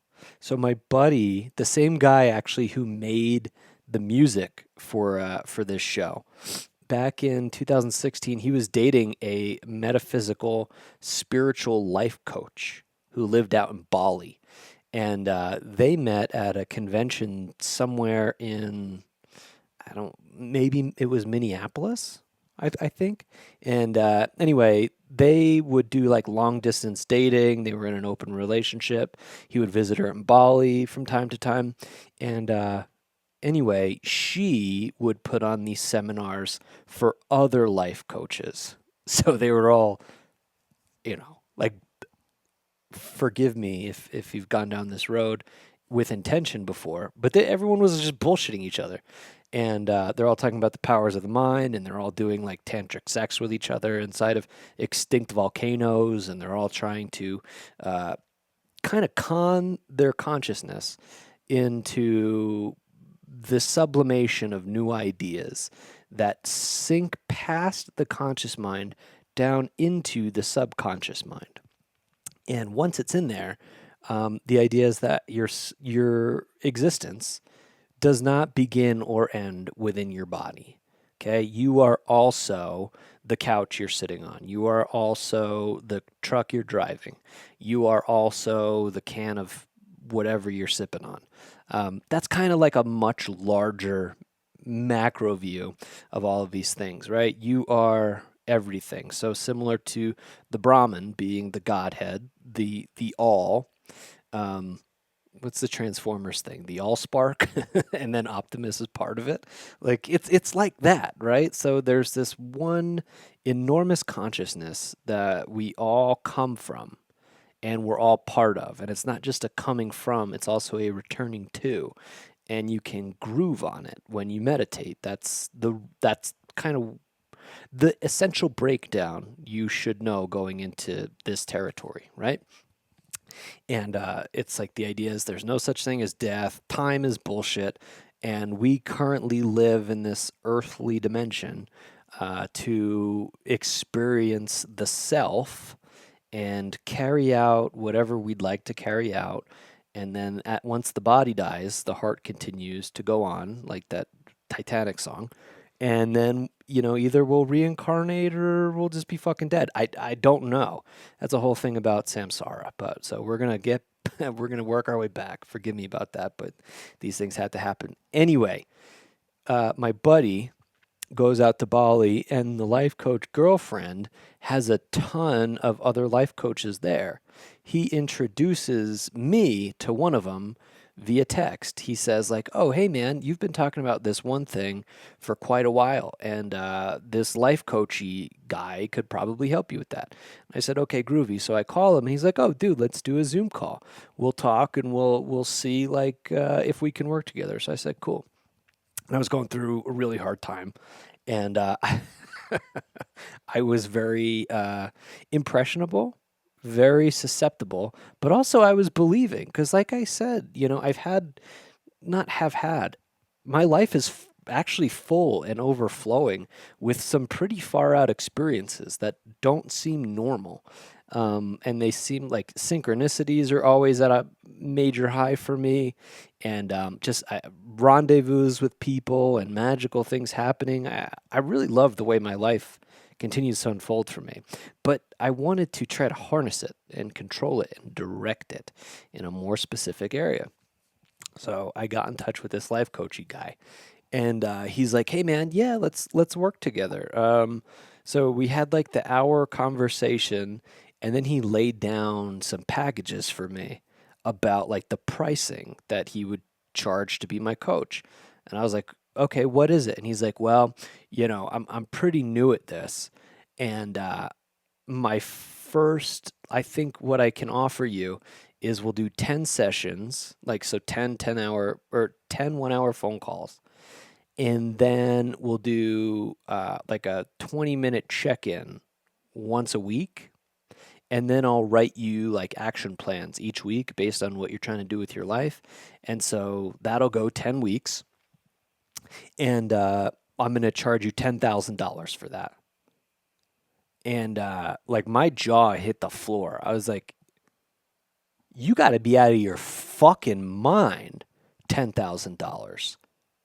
Like your head is just so lodged into your colon. If you think you're getting like you're out of your this kid, first of all, this guy was, I think, younger than me by like 4 years, came from an incredibly wealthy area of Northern California. So like money to him didn't, you know what I mean? It wasn't a thing. I was always overdraft in my bank account to the point where like I was taking out, I got on this payday loan treadmill back then before 2016. I think it started in like 2012. And it was bad. Like for a year and a half, I couldn't get off of it. And it was so bad that they would try to withdraw money from my account and there was no money in the bank. So I would overdraft. And then because they couldn't collect on it, they would charge interest. And I kept trying to tell them, like, hey, chill the fuck out. The more you do that, the worse it's going to get.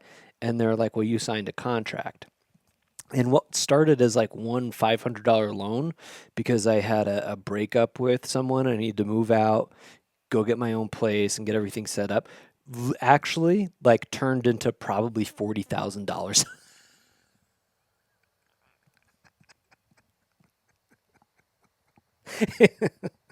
It probably turned into like $40,000 of debt and like trying to stay on top of things for years, for years.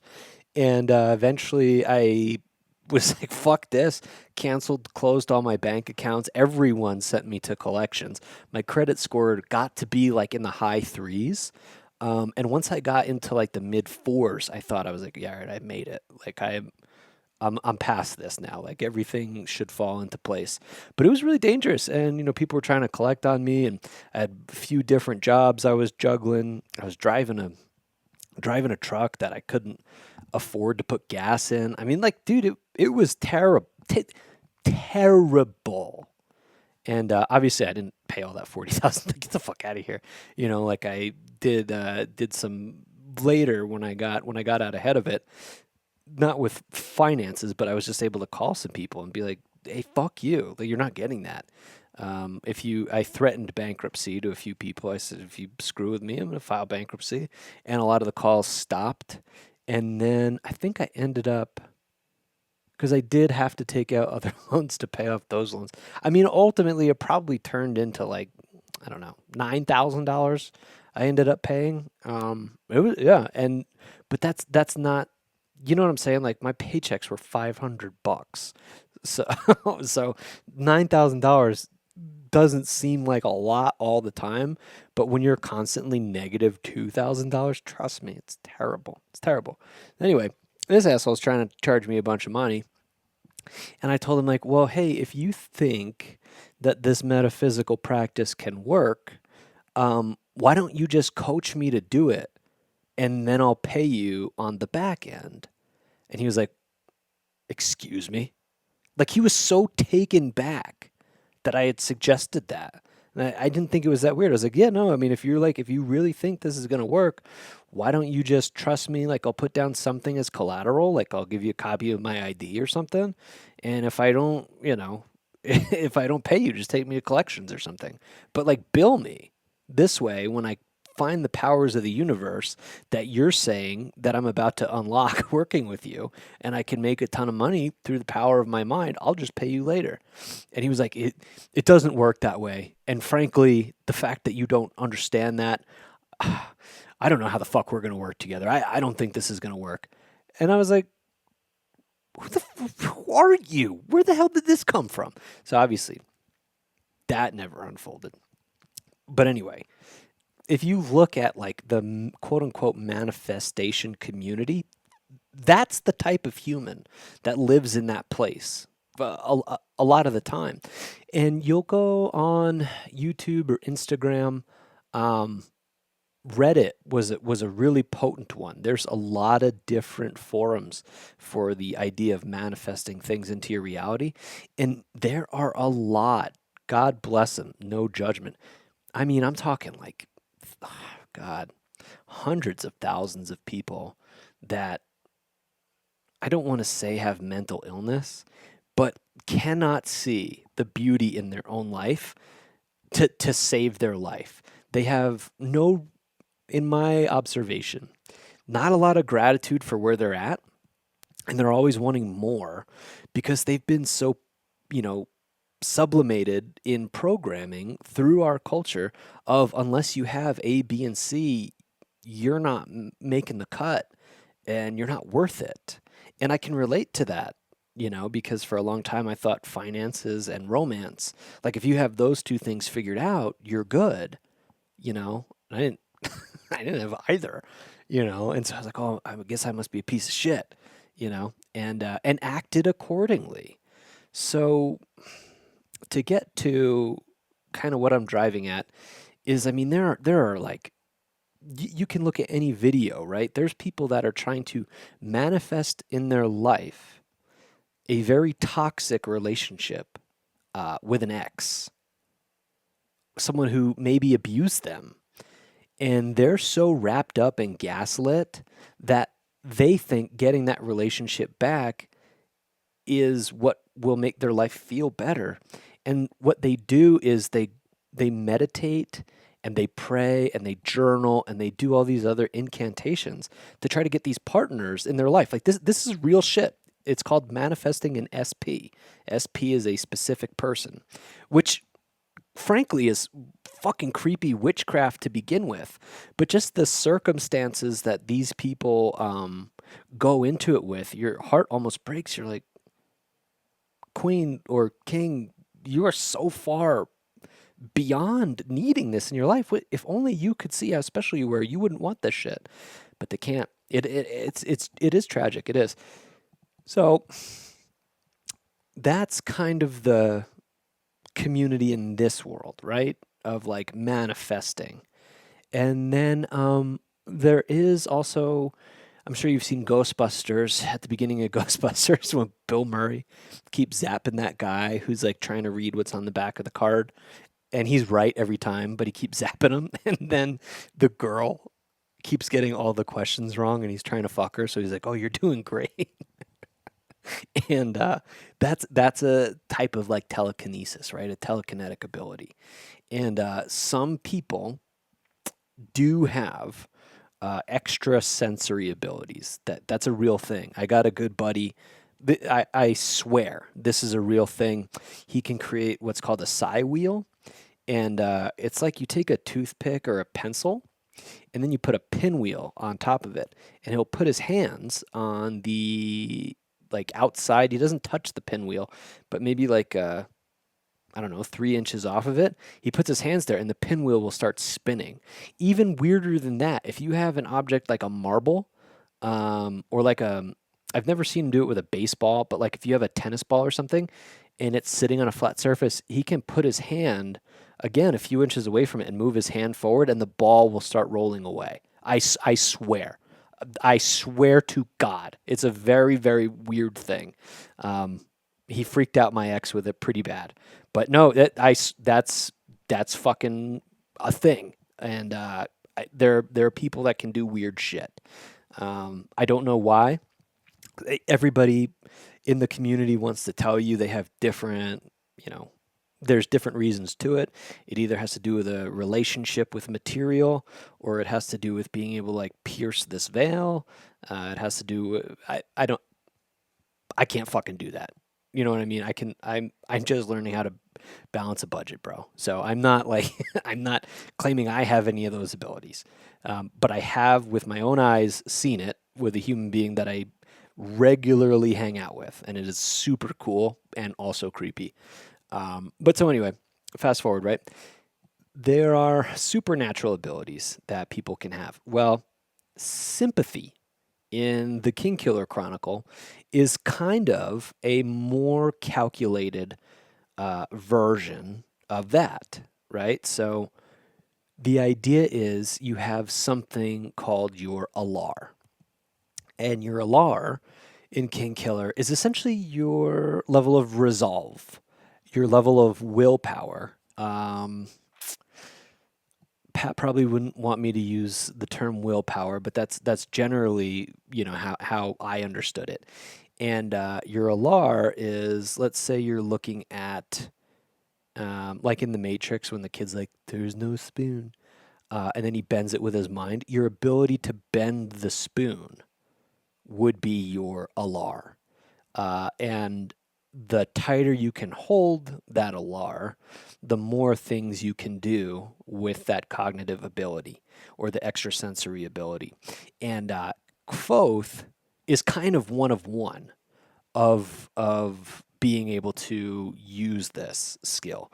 The only person that we are aware of who had such an ability is Taborlin the Great. Okay, but Taborlin the Great is just a story, just a story. And so Kvothe really shines in that area. And then the other thing that you can do with sympathy is you can break your mind into a few different pieces, right? So let's say I had to, with one part of my mind, hold fire in my hand. Another part of my mind needed to, I don't know, hold a pot of boiling water over the fire. And then another part of my hand, or sorry, another part of my mind needed to make a clock move backwards. So you can break your mind into those pieces and then do different things with those different pieces of the mind. What happens is if you have too many pieces and they come sliding back together at the same time, you can go unconscious or die. And you expend way too much energy. Okay. Now, you need to have something called a sympathetic link to be able to do this. So if you can't, how do I say, if you don't have any energy, right? The whole idea is you're focusing on energy and manipulating it with your willpower. So a sympathist, their best friend is flowing energy. Fire is probably the best example. And what you do is you create a binding. Okay. And so the binding is essentially, let's say you need to draw power from the fireplace and you have it's a roaring flame right now. You would take a piece of the a log out of the flame and you could go to the other side of the house, or in some circumstances in Kingkiller you can be like on the other side of town, but as long as you have that wood that's connected to that burning fire, you are able to draw the energy from that fire to that piece of wood and then use that energy for your alar to break your mind into things and do different things with them. The other thing is, let's say if you can break your mind up into those three pieces and then all three of them can be focused on the exact same thing to give you triple the energetic output towards what you're trying to do. So Kvothe is a master at being able to do that. And he does it on accident most of the time. So those are the three types of magic that are generally used in that time period. However, the story is called The Name of the Wind. The Name of the Wind.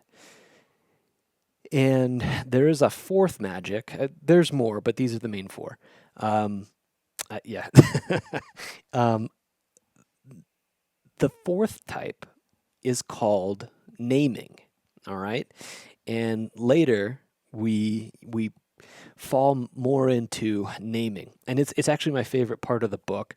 And it's so sublimated through both. It's not really a point of emphasis until somewhere halfway through the second book where naming really becomes a thing.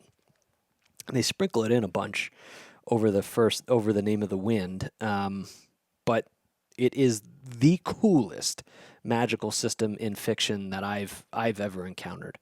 So essentially, like I said, the premise is we all come from the same source. We all come from the same thing, right? We are all part of the same type of cosmic goo, if you will.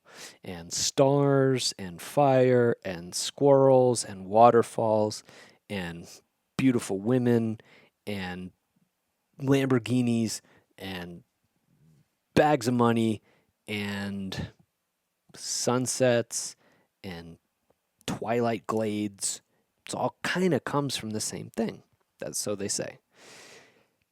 And by putting too much emphasis on the reality of something, you kind of disconnect it from what it really is.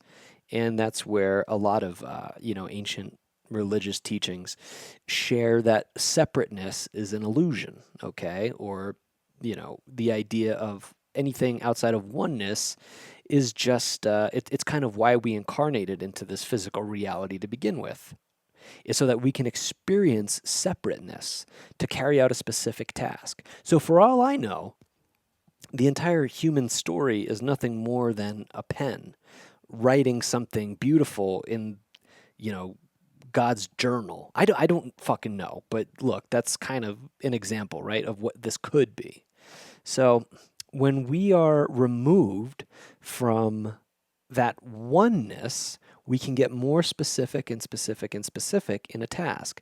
When we are more fused with that wholeness and we become more general, a lighter feeling happens for us, okay? And when we remove ourselves from density, that's when things like reality transurfing, that's when things like materialization, that's when things like the law of attraction can actually work. Okay, they can actually really happen. You can actually encounter things through your thoughts in the real world. That is a very real phenomenon that every single person listening can tap into, and you've done it. You've done it accidentally many times. The practice is how do you do it consistently and direct it towards what you want, all right, or what you think would put your life together. Now, there are a lot of disclaimers on that throughout mythology that life coaches on the internet don't tell you about. The reason that there is a meme of the magician who's gone crazy and a little loopy for playing with too much of this shit is because that kind of thing happens. You can't really lean into the occult too much without getting too close and burning a little bit. I think Icarus is somewhat of a metaphor for that. But beyond that, it's like we've all seen the cartoon of the kooky, evil bad guy who's just a little demented and he's gone a little too far out into the world of what's real and what's not.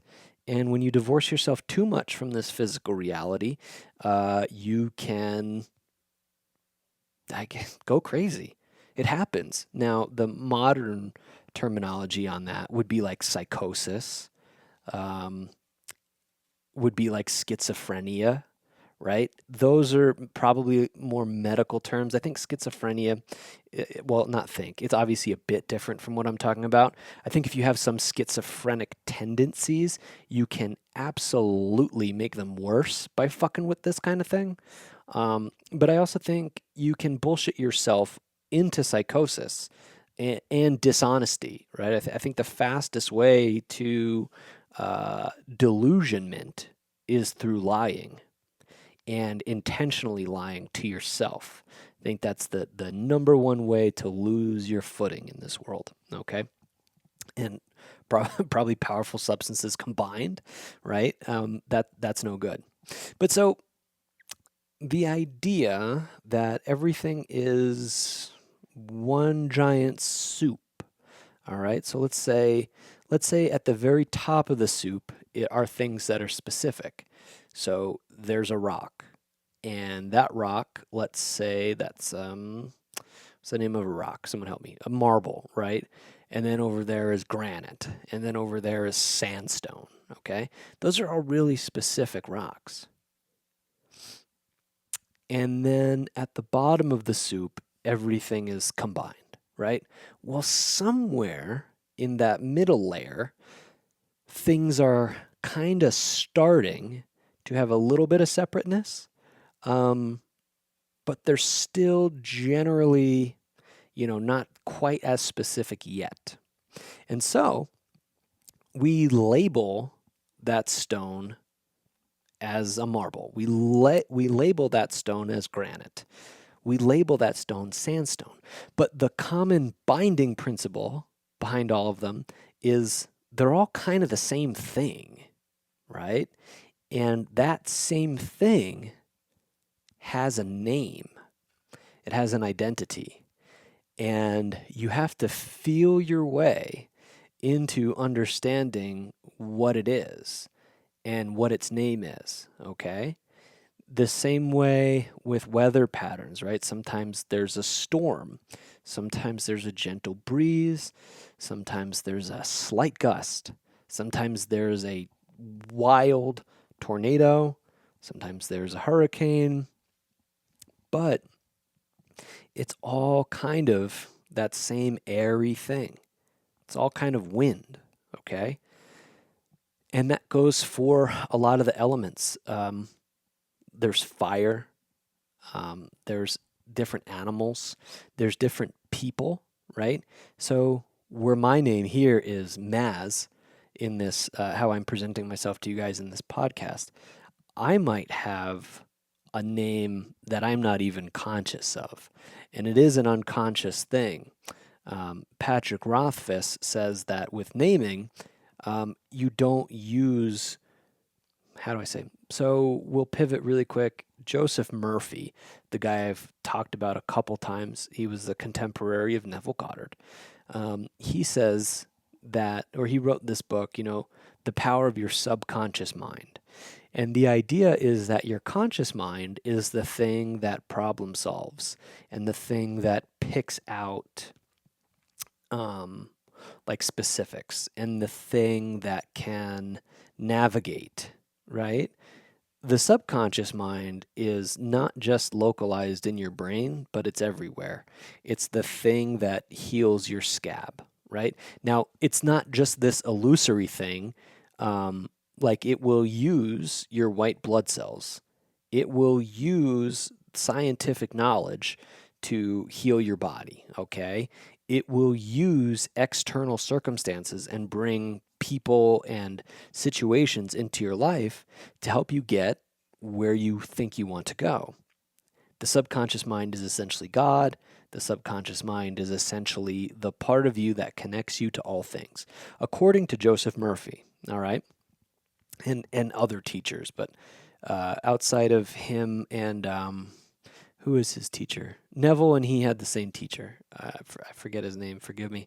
But so outside of like that, Patrick Rothfuss has that very, very similar relationship with the mind of his characters. You have your mind that is awake, and then you have your sleeping mind. And the idea with naming is when you can sink into your sleeping mind, that's when you're able to understand the names of things. The problem is if you go from your sleeping mind to your waking mind too quickly while you're in the process of naming things, some very, very dangerous shit is going to happen. Kvothe accidentally does it when he's a kid. He finds the name of the wind, and then he accidentally, he'll say it, and it doesn't sound like, you don't just say wind. You say its real name. And it behaves and it can obey you with enough mastery. But if you don't really know what you're doing, he actually gets his lungs, he's learning this thing from someone named Abinthy, and his lungs seize up. He can't get any oxygen in or out of his body because he named the wind and he got way too excited and he kind of fucked up the spell a little bit because he was just a boy. And yeah, he was suffocating. He was about to die. It was like he had something happened where his lungs had to basically taken the weight of all of the air on the planet, and that's just impossible. So all of the air was pressing down on him. So Abinthy helped break the spell. But if he hadn't have been there, Kvothe would have died. We'd have no really cool story. But that is just a literary device to show you, like, hey, there's dangers to this thing. Um, so again, if you know the name of like stone, right, or if you know the name of I guess whatever, with enough mastery, you can get it to do what you want, right? So you can use it to like, if you wanted to build a pyramid, you could. If you wanted to make a ring out of it, you could. If you wanted to make it drop from the sky, if you wanted to use the wind to push your rival into a fountain and fuck up all the cobblestone around him on the ground and scare the shit out of him, you could do that. That's what happens to Ambrose. Ambrose is a little bitch. We're not going to give him too much attention. But from there, you have to find a way to get your conscious mind to quiet down enough to allow the sleeping mind to kind of rustle a little bit and to remember, like, oh yeah, I'm still here. I'm kind of hibernating in this body, but this is what I actually am, and I have this relationship with these things around me. And it's a dance getting your conscious mind to essentially work out your unconscious mind. And that is not unlike virtually every practice of manifestation and materialization, right? If I think with that kind of stuff is, it's like if you don't know what you're doing, either A, you'll have amazing success because I think the more knowledge you have on that stuff, the more, like Vadim Zeland says with reality transurfing, which I'm not watering that book down as a manifestational thing. It's more of a materialization process, a lifeline thing, and virtually it's just the best. Yeah, I'm gonna say it's just the best. So what he says though is by having like too many techniques, you do something called you create importance. And then when you have too much importance on your outcome, balancing forces appear and they fuck you up, and you either get the opposite of what you wanted, or, you know, I guess like the Christian way to look at that would be like, oh, see, you were fucking with witchcraft and now something bad happened to you and you better drop that right now. That's the religious, superstitious way of looking at this stuff. And because over the course of human history, so many people have stumbled onto this, what we'll call a psychic practice, and they've been able to play with it a little bit and then had some very bad outcomes from it. That's where the term black magic comes from. Dark magic. I think of Paulie from The Sopranos, who's like, black magic, wicked shit. And yeah, it's generally been seen and associated with witches and Wiccans and warlocks and just, kind of nefarious, little rascally kind of demon types, right? And if used effectively, I think with a collective unconscious, you really could use these principles to change the world for the better. But I just think society, I think so much of human history tried this shit for so long already, and then now we're just like, I just turn that off. Like, we got other shit to worry about. And economics are here, and the internet is here, and so it's this whole fucking thing, right? But anyway, that is something that humans have played with, I think, since we've been able to play with stuff. I think this is one of our oldest skills that have generally atrophied up to this point. Plus, with it being watered down with stuff like The Secret and all these bullshit life coaches on the internet, it's really hard to take it seriously. But the idea is that in Kingkiller, naming is kind of how you summon those forces to work for you. And I think that's it in a nutshell. And I am aware that I'm doing it a wild disservice because the book puts it so eloquently, and I'm just trying to tie it into these, mystical workings of the occult. But that's kind of what we got going on. And now I should say that the people in this world of Temerant kind of separate into two categories when it comes to magical stuff. The first is kind of like Kvothe eventually, where he's very educated on these things. So there's a place called the university, and the university is where students go to learn all this stuff. They go to learn sympathy. They go to learn becoming an arcanist. You can go and learn naming. They haven't had a naming course there for a very, very long time. But once Kvothe shows up and he meets up with the naming master, Elodin or Elodin, I don't know how you want to pronounce that. I like Elodin. But he meets with Elodin. Elodin is a master namer, and we have a lot of fun shit to talk about with him. But he basically sees in Kvothe, like, holy shit, this person is not normal. There's something bizarre going on with him. I better hold a naming class, because if there's any other students like him and people can accidentally start doing this shit again, that's dangerous. So we should, at the very least, have a structured type of, group that can hold each other in regard when it comes to naming and help one another do this in a very safe manner. It is by far the most dangerous, of all the skills. So I guess, like with Christ, I obviously people make different, posits on where his ability came from, right? Whether his vibration was just so high that sickness couldn't exist around him, and that's why blindness and leprosy and all that shit would go away, or whether whether he's just so close to divinity that things that are not of divinity can't exist around him. But the way he would heal the sick, right? He would in this metaphor, he would be using the name of health, okay, and he would be using the name of sight. So you can call things back.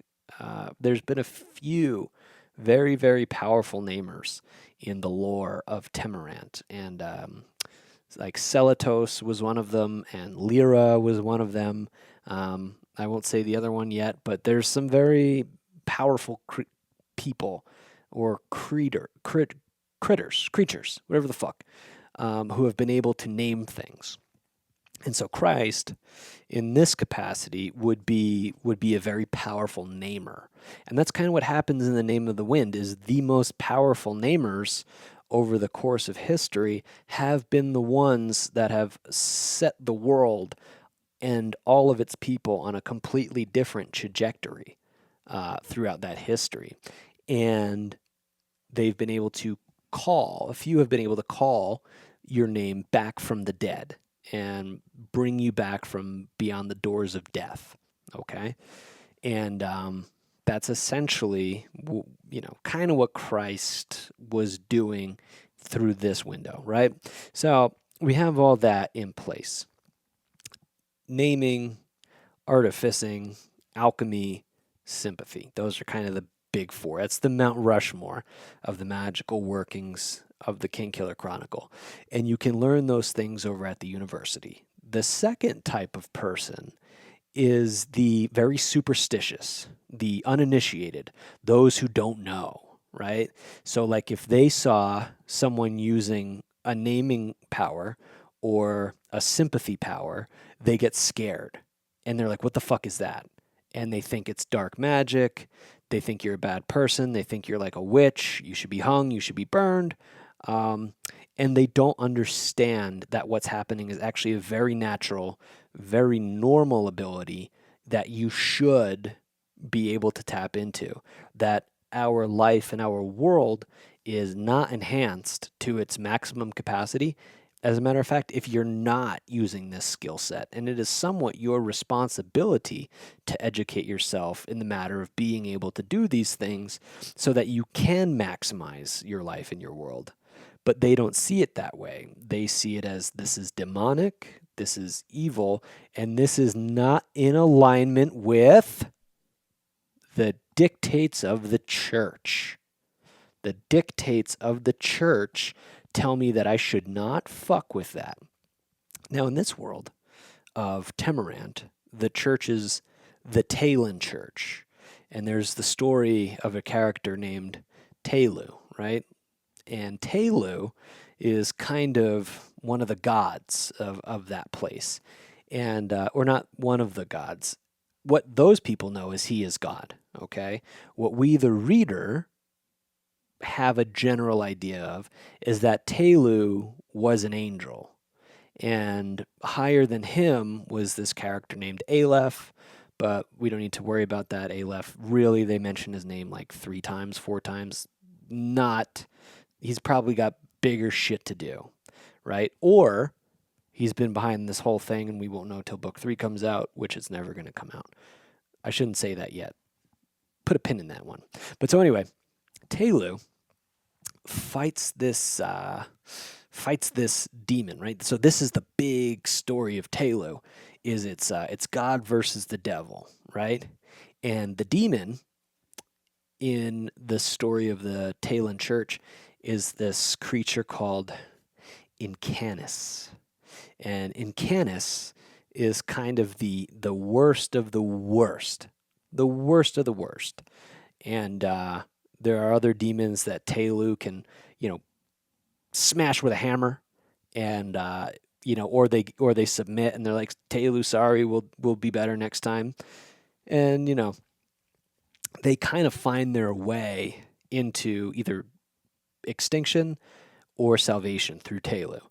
But in Canis, there's no conning, convincing, getting him to change his ways, nothing. Incanus is fucking loyal to the game of evil, just for being loyal to the game of evil. That's what he does. That he is that demon. So in the story of in the land of Temerant, this story about Telu is really, really, really old, like thousands and thousands, 10,000 years longer, right? And interestingly enough, we kind of come into some other characters throughout the course of the book that predate Telu, that have a lot of the same characteristics of Telu. Okay? And we come across a lot of characters that predate Incanus that sound a whole lot like Incanus. But the church's story is that no. It's Telu and Incanus, and this is what happened. And if you step outside of those boundaries of understanding the story, you're just getting your head full of a bunch of bullshit, and pay your tithing and shut the fuck up, and this is kind of the rule here, right? So the Talon Church, again, thousands of years ago, had a group of people that would go out into the world. And if there were any other stories that sounded anything like Telu and Incanus, but they used any different names, or they had any other details involved with the tale, those people were butchered who were telling those stories, or the stories were confiscated and taken to a secure location, either burned and destroyed or held in safekeeping where no one else could ever find them. To me, that sounds a whole lot like the Catholic Church and the dictates of Vatican City and what they did with the Crusaders and the entire Inquisition and changing the course of human history from what it was with the earlier religions and the earlier stories into this one unifying, we won't call it a world order, but fuck it, kinda, right? And they basically take that, they shove it down everyone's throats, and then they put these branches of these churches all around Temerant, all around in our world, Europe, America, countries that never heard of this shit, right? All of a sudden there's churches down there and, they're teaching them stuff down there to quote unquote save them from their own savagery. That's the same thing's going on in Temerant, right? And this group of people that would go around and slaughter those who were telling the wrong thing, or removing books from certain places, they were called the Amir. And the Amir, their symbol is a tower that's on fire. And the Amir became so savage because the church basically gave them the right to do whatever they wanted. Okay? And they were called, because of their savagery, they adopted the name of the Bloody-Handed Amir. And if you were of the highest ranking Amir, you were kind of endowed with an ability to go do whatever you want, right? And the tip of the top, sharpest point of the spear members of the Amir were called the Siridae. And the Siridae, basically, I just said what it is. It's a man that or woman. Then I don't remember if there was anything like that where women can't be in it.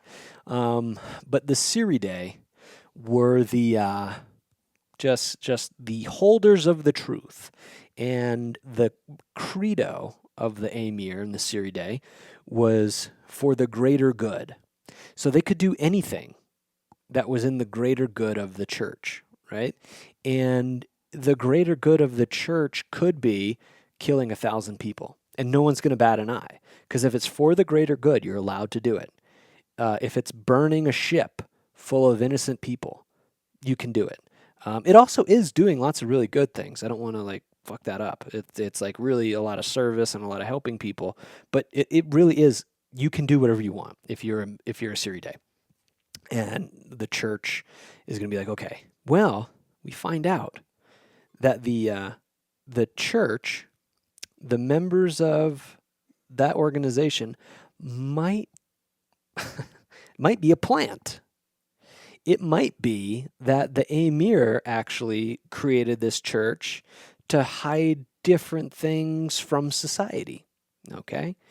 And maybe they thought that if society just thinks Tehluin and Canis, they don't have to know about the other really dangerous stuff that happened in the history of this land.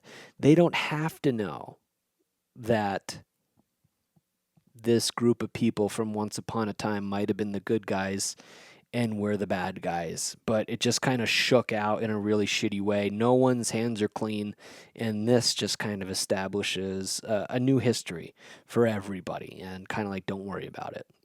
And it'll keep money flowing, and it'll keep society on kind of an even keel. This way, we don't have to go back and re-experience something like the Black of Dracentor. All right? The Black of Dracentor is the bloodiest battle in the history of Temerant. And it took place over a very long period of time.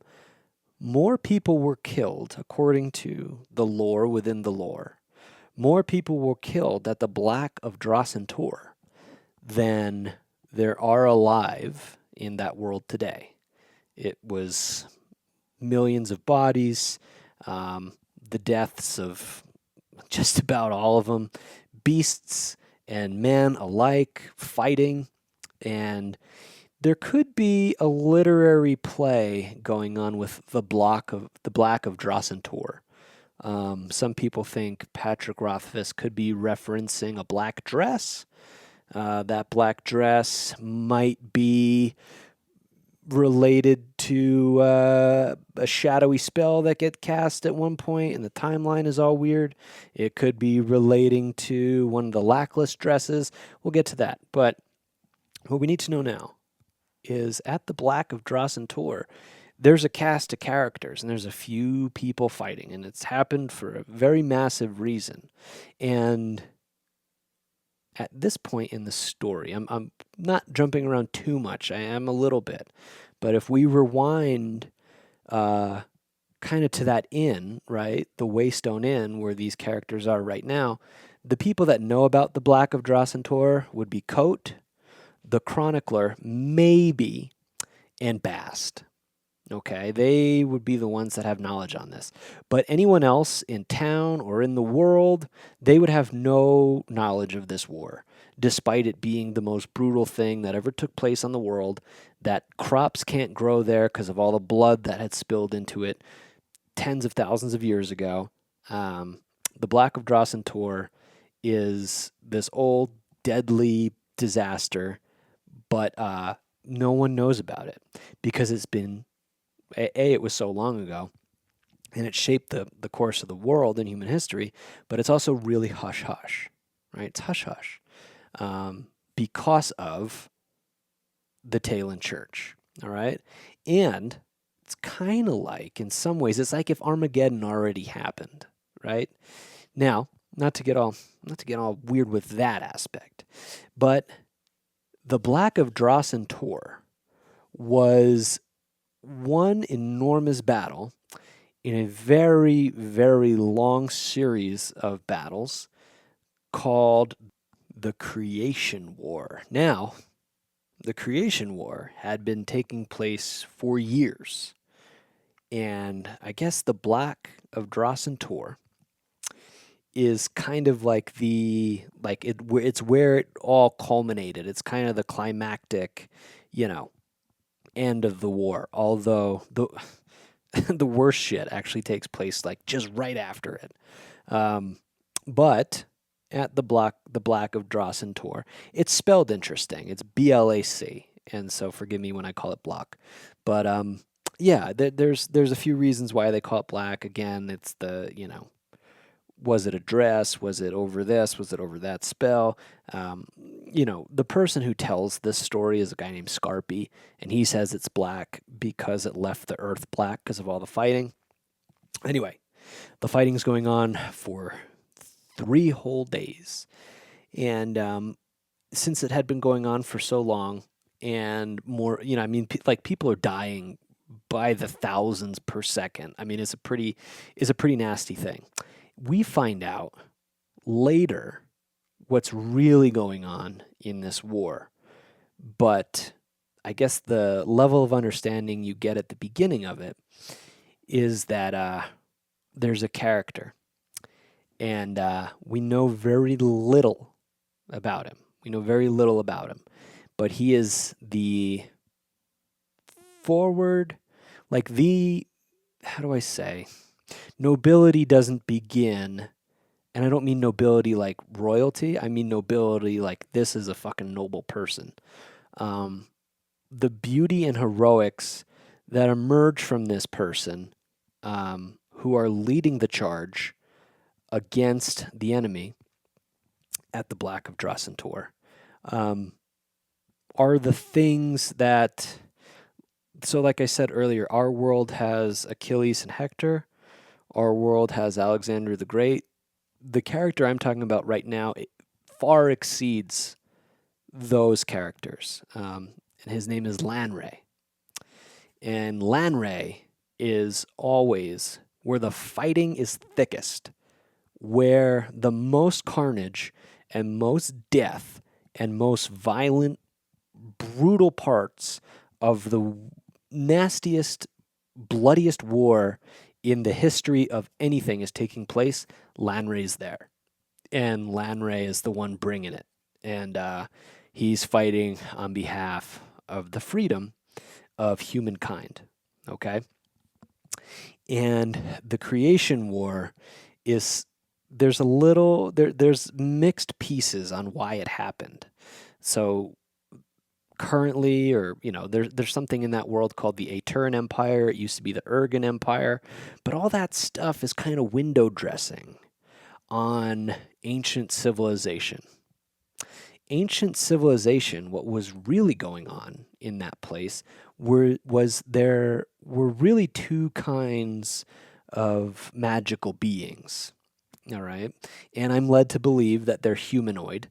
And I'm led to believe that they're humans with supernatural abilities, unless otherwise stated, that's kind of what I'm supposed to be gathering as the reader. Okay, what I think we'll get into later is a bit more detailed than that. But what I'm led to believe is that these two groups of people are called namers and shapers, and they're essentially just people that have mastered naming. And this is why naming generally doesn't really take place anymore, is because it was the dawn of the creation war. You had a group of people that were able to use naming for the benefit of building the world, but then shapers kind of wanted to get deeper into naming and dismantle their structure and then rebuild them as they saw fit. Okay. And that just sparked the battle between what things are sacred that you shouldn't mess with, and then what things should you be able to play with no matter what. And it was kind of a war of philosophy. And anyway, that's essentially the origin of the creation war. Lanre is always fighting, kind of at the helm of it. Not kinda. He's always at the helm. He's always out in front. He's always got his big ass sword. He's always got his scaly armor. And I mean, he's taking bodies, right? And he has a wife named Lyra, and Lyra is a namer. So where he doesn't really have any naming ability whatsoever, he's just physical brute strength and fighting prowess and this indomitable ability to be a hero. Lyra is kind of his magical wife who can kind of fill in the gaps, and kind of create the whole strategy behind how they're going into the war, right? And so there are these 7 shining cities of the ancient world, 7 shining cities. And Mir Terinial is the main city. And Mir Terinial, there's someone in charge of it named Celatos. And Celatos is a master namer, right? So he, Lyra, and this other cat are able to do kind of whatever they want to do with names. And Celatos and Lanre are incredible friends. And that's where we're going to leave that part of this for right now. Much of the creation war is going to be instrumental to talk about through the rest of this episode. And it is the backbone to the Kingkiller Chronicle, where most of the lore comes from, around the time of the creation war. So who was fighting in it, why it started, and the repercussions of it on modern civilization. That's kind of that's the most important shit from Kingkiller. But what we'll do is we're going to leave those characters right there for a moment. Okay? And we're going to come back to Kvothe for a little bit. So, at the inn, we discover pretty quickly when the other members of the bar leave, Coat, Bast, and Chronicler are having a conversation. And it's not long before Chronicler realizes that Bast is interesting. So Chronicler reaches into his pocket and he takes out a piece of iron and he puts it down on the table. And he says, "Iron." And when he says that, pain floods Bast, and he kind of doubles over, and severe injury starts taking over him. Okay? Now, I should say this about naming. If you wanted to say the name of fire, right? Or if you wanted to say the name of, like, stone, or if you wanted to say fire, right? You would actually say its real name. So, like, the real name of iron in Kingkiller, I think, is Fehr. I remember it was spelled like Fehr, but I don't know how they pronounce it. But everyone around you would hear you say iron because our sleeping mind isn't awake enough to understand what's going on. So the conscious mind translates that phenomenon into you just saying iron, and then something weird happens after that. But what you've really said was fair. And by doing that, you've called the name of iron to work at your bidding. Okay. Well, now this is not the first time within the very intro to this book. I don't know, probably 50 pages in at this point, maybe. Um, Iron has had some use to it. Remember, they needed iron to fight that demon, right? To kill the spider demon. Well, now the chronicler is saying it, and Bast is doubled over in pain. So there's some connection with iron and causing pain, but it doesn't seem to affect chronicler when he touches it, and it certainly didn't affect Kvothe when he was holding it. So after he says that, Bast kind of charges him, and then Kvothe is like, whoa, settle down. Like, we're not going to do that shit.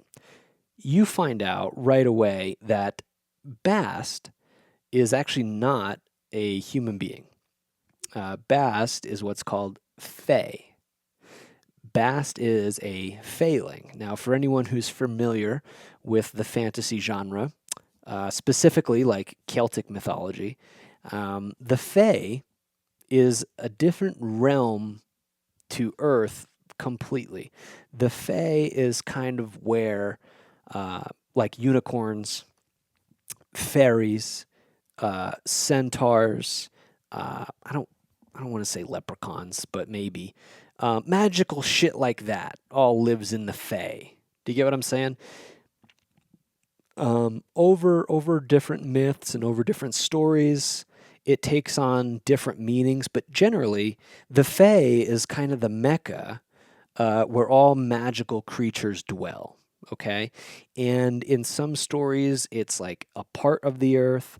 In some stories, it is like subterranean. In some stories, going to the Fae is the same as going to the park. Well, in Kingkiller, the Fae is a magical realm that you can get to from Earth, but nobody really knows how. But Fae creatures, generally, not all of them, but some of them know how to come over here. Now, there are some humans that know how to go in and out of the Fae, but let's pretend there's a few million people on this Earth. Out of that, there might be, I don't know, a few thousand that know that this exists, and then there's probably like 200 that can actually do it. And then out of those 200, there might be like 10 that actually do it. And then out of those 10, we are aware of, well, we're tentatively aware of one, and that's Kvothe. We have suspicions that that rascal, Master Elodin, can do this. Though, we're not fully convinced yet. And that comes later anyway, right? But so we find that Bast is a Fey creature, and he looks incredibly handsome because he's using the spell of Glamoury, right? So Glamoury and Gramarye are Fey abilities, Feyan abilities to make something look like more of what it is. You can't, you know what I mean? You can't really turn a knife into a banana tree, but you can turn a knife into a pen if you wanted to. You can give it the illusion of that. So you can make a generally handsome person become the most handsome person in the world, which is kind of what Bast is doing with his, ability. He's a rascal. He's a Fey. I should insert it here. Fey creatures are not. They don't necessarily think in terms of good and bad, and they don't necessarily think in terms of consequence, and they're just going to do kind of what they want to do, and that's really the end of the story. They don't. They have some desires. I should say they are a creature of desire, and everything they do is more or less pointed towards the outcome of that desire. But they don't really give fuck all about what's going to happen to the world around them in fulfilling that desire. Okay. It's alluded to throughout the two books. Bast has gotten many of the women in town pregnant, and they have babies that are his, that are being raised by men that were out at work while he slept with their woman. And it's not quite clear if those women remember that encounter. It's very, very murky in how it talks about that. I'm not implying that he R-worded anyone. I'm not saying that Rothfuss definitely wouldn't put that out there. I'm just saying the magical context of the memory after the fact. Um, do what you will with that, right? And we're going to pivot off of that really fast now.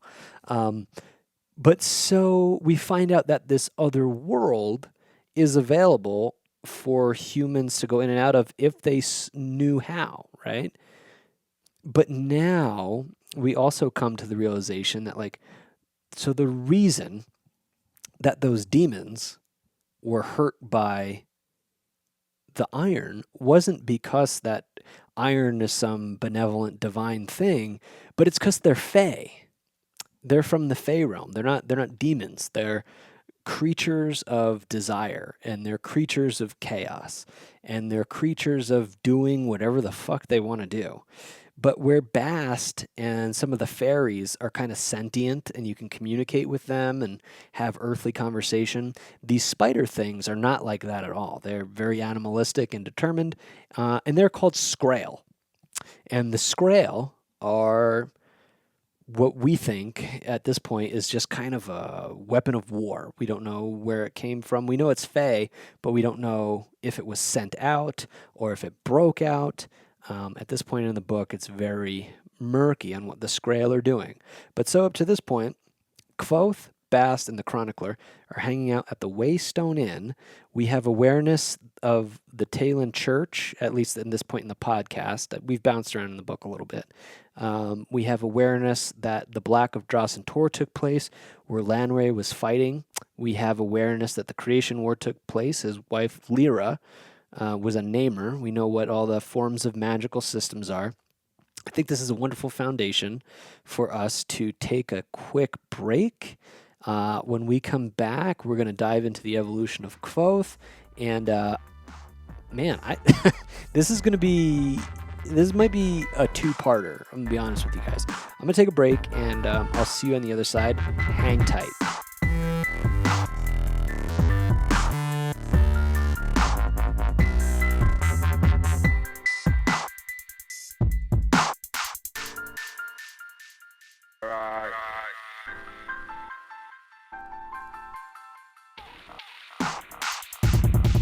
All right.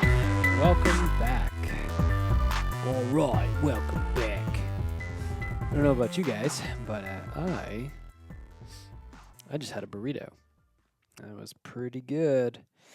So anyway, where were we in the grand scheme of Kvothe and religious mythology? We left off, our cast of characters was hanging out at the Waystone Inn. And at the Waystone Inn, we kind of talked a little bit about what's coming down the pipe. Well, I think maybe what we didn't really explain is this book is kind of one of those books that I think generally an editor kind of hates. There's a lot of flashbacks. There's a lot of, skip back to the present moment thing. When work like that gets done, you have to be pretty good at it to be able to get away with it. Fortunately, hold on one second. All right, guys, I'm going to figure out this microphone thing. You got to give me a little grace. I'm only on episode 2. But yeah, so I think you kind of have to have a lot of skill to be able to get away with that kind of dancing around type of thing. This book is wonderful. I mean, I don't want to gas it up any more than I already have, but he can get away with it. Well, the idea is the story that I've been telling so far in the Waystone Inn with the Scrael, and then you have Bast, Kvothe, and the Chronicler in Noir. That's the frame story. Okay, so that's like the main timeline, and that would be like current events. Okay, and the rest of the story from Kvothe's youth is being told from Kvothe's perspective. And he's recounting his tale to Chronicler and Bast about what had happened in his life when he was a young boy. And you piece these things together as he's talking and as he's kind of covering, like, you know, I guess just telling his tale, right? And you can kind of anticipate from different tellings of his tale the stories that he hears about Temerant when he's a young boy from other storytellers. So the big driving force behind The Name of the Wind and The Wise Man's Fear, the whole Kingkiller Chronicle, is a story about stories. Okay, the same way in our world, we live in what's kind of called the monomyth, right? According to Joseph Campbell, it's the story that continues to be told over and over and over. I think I've covered a lot of that. I don't need to belabor it. But so Chronicler, he gets wind that Kvothe is in this area. And when he starts to do a little, chit chatting and going back and forth, he asks him, I need you to tell me your story. And Kvothe tells him, I need 3 days. If I'm going to tell you my story the right way, I need 3 days to do it. And Chronicler's like, you got to be kidding me, dude. Like, I've written the stories of kings. I've written the stories of, probably more famous people than you. Not really, but he's negotiating with him. He's like, that's going to be a lot of pen. That's going to be a lot of ink, a lot of paper. I don't want to have to do all that. Kvothe is like, you'll do it or else you're not going to get the story. This is from my perspective, and this is going to be the best tale you ever get. Because not only is it the story of, Kvothe the Bloodless, but it's the story of why the world is in the disarray that it is. And it kind of gets into the mythology of, he at this point, Kvothe has discovered the secret of all secrets, right? The who's who, the what's what. So in our world, it would be like if you had answers to who is Jesus Christ, right? It would be like, about all the scriptures that the Vatican has tucked away. You would know who secretly runs the world, right? All the conspiracy theories that you might have about who runs the world, they'd either be validated or they'd be expanded upon. You would know for sure if there is a heaven or hell. You would know if religion was accurate. You would know how to create your own reality. It's the philosopher's stone in essence. It's the key to all alchemy. Kvothe knows all the things about the history of his world and all the secrets inside of it. Okay, so that's kind of what's up for grabs by hearing this tale. So Chronicler just has to lean in and say, "All right, like we're gonna do it," and it's kind of an interesting. The way they break it down is so the first day of storytelling from when Chronicler shows up to the end of the first day, that's the name of the wind. The second day, everything that happens in the frame story, and then his recounting of his childhood, and then the pieces falling back together, that's the Wise Man's Fear. We're led to believe that the third day is going to be book 3, or I think that's how it might have been presented at one point. But ultimately, the recounting, it's kind of an auspicious situation because you start to think, the more I've gone through this book, the more I'm convinced day 3 might have been in the cards once upon a time. I don't think it is anymore. But I think the story's already finished. And I think there's enough in the first 2 books to be able to have your happy ending however you want to end it. But we'll keep a pin in that. And so when we're looking at the first day, he brings you all the way back to his childhood. And the thing to know about Kvothe as he starts telling this tale is that he was part of a traveling group, these nomadic medieval performers, right? And there's these bands of, how do I say, like singers, and they do plays and they do magic tricks, and they travel around in wagons. All right. Now there's all kinds of groups of people that do this, but Kvothe is in an organization, in a family, he calls it, called the Ademaru. Kvothe, he'll tell us many times throughout the 2 days that he's edema root in his bones before anything else. Before he's a musician, before he's a lover, before he's an arcanist, he's edema root. So that means he is a master of the stage. He is a master of acting. He is wonderful with the lute. Yeah, he's just all around performer, all around artist. Anyway, he goes on to talk about how the in the troop is his mom, it's his dad, and it's a group of, I don't know, maybe like 20 people. They have an exact number in the story, and they all have these different things that they're good at. Some people are good at lighting, some people are good at sound effects, and what they do is they go from town to town or city to city, and they perform their craft for a fee, right? So they'll roll into a small village, they'll go up to the mayor, and they'll say, "Hey, we want to play here." And the mayor will say something in the way of, like, "Okay, sure, go to the town square and put on your performance." Or they'll say, "Hey, we want to play here." And they'll be like, "No way. Get out of my town, you rue bastards." So, unfortunately, what has happened over time is that the Edema Rue have been, a lot of other traveling groups have kind of used the name of the Edema Rue to get away with lots of awful stuff. They'll go into a town, they'll pretend that they're a Rue troop, but then they end up like kidnapping some of the girls and burning the town down and taking the money and, eating the livestock. Bandits do this disguised as Rue. So over the, I guess over the course of the whole like country, continent, whatever we want to call this landmass, the Rue are starting to get a really, really bad name. And it's not the Rue's fault, right? But they can't really do much about it, except uh, an Edema Rue troop can get the flag of a patron.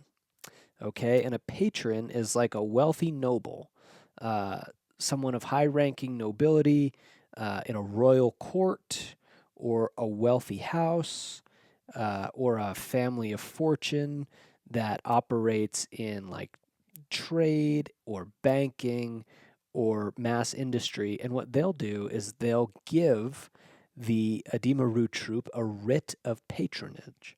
And the writ of patronage basically just says, "Hey, this group of traveling performers operates under me," right? And that gives them access to like different trusts with different mayors and different towns that a troop without that writ of patronage wouldn't be able to have. And it's got to have multiple signatures on it and multiple insignias, and it's got to be, the bee's knees and kind of for real. The Kvothe's troop has that. His father is named Arladin, and Arladin is one of the most well-respected musicians in Temerant as a whole. So even later in Kvothe's life, when he gets around a little bit, people know his dad. They're like, "Oh, the Arladin the Bard." Like they know that he's a wonderful performer, and he writes some original music. One of the things in the Kingkiller universe is songs were written roughly, maybe 1,000 years ago, maybe 500 years ago, and they kind of carry through time. And there was one famous Ademaru writer, songwriter, a very long time ago. His name was Ilian. So he's kind of like who they all look to, or he's like the Ademaru legend, right? And Ilian wrote tons of music. And in the music in this world are clues to the actual truth of what happened and why society is the way it is. And there's kind of secret stories about secret societies woven into song, and that song is sang at like different pubs and on the road, traveling from place to place. And you can kind of extrapolate as you get older. Um, or as Kvothe gets older, he understands the songs in different light, right? And he thinks, oh, this person that they're talking about in the song might be that thing. And that might have been a stand in or an allegory for this. There's a song we get introduced to called the Ballad of Sir Savian. Forgive me, the Lay of Sir Savian. And we find out that that cat is part of potentially the bloody handed Emir. Not potentially, he's part of the Emir. Um, and it kind of goes into a lot of lore of the story, the actual text of what's happening through music. So in parts of the book where Patrick Rothfuss is, saying, "Oh, someone's singing," and these are the lyrics. If you read it, pay close attention. Those are very important things. But so anyway, Kvothe's mom was named Lorien. At least that's the mom's name when we're first introduced to her. Who the identity of his mother is an enormous, it's an enormous mystery in some capacity, right? That we'll get to later. Not dissimilar of the Virgin Mary. An actual like historical, not historical, but I guess religious history. So I'm not taking a Holy Blood, Holy Grail storyline here, and we don't have to talk about that. That's a whole thing that like peaked in the '90s and the 2000s, and I kind of hope it goes away. Although very creative storytelling. Anyway, to back to this point. So I should say Kvothe is telling this story and recounting this story um, before the world has kind of fallen to shit, right? So when he's telling the story of his youth, the land of Temerant is not a lost cause yet. There's like some infighting, there's some bandits, but there's no penitent king. There's a very established royal hierarchy, and it sucks to have to pay taxes, but that sucks everywhere. Ultimately, there is stability in the kingdom when he's telling the story. All important things to know. All right, very important. So anyway, he goes about telling the story of the Adi Maru, and they travel from, like I said, place to place to place. They're allowed to get in if they have good, like a patronage.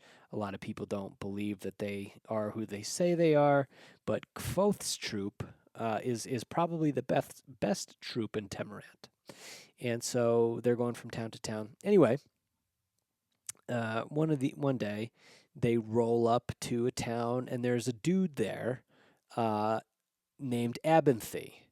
So I don't know how old Kvothe is at the time. 10, 12, maybe 12. And they run into a cat named Abinthy. And Abinthy is an arcanist. And he has, the way you can tell someone's a true arcanist and they've graduated from the university, is they have something around their neck called an arcane gilder.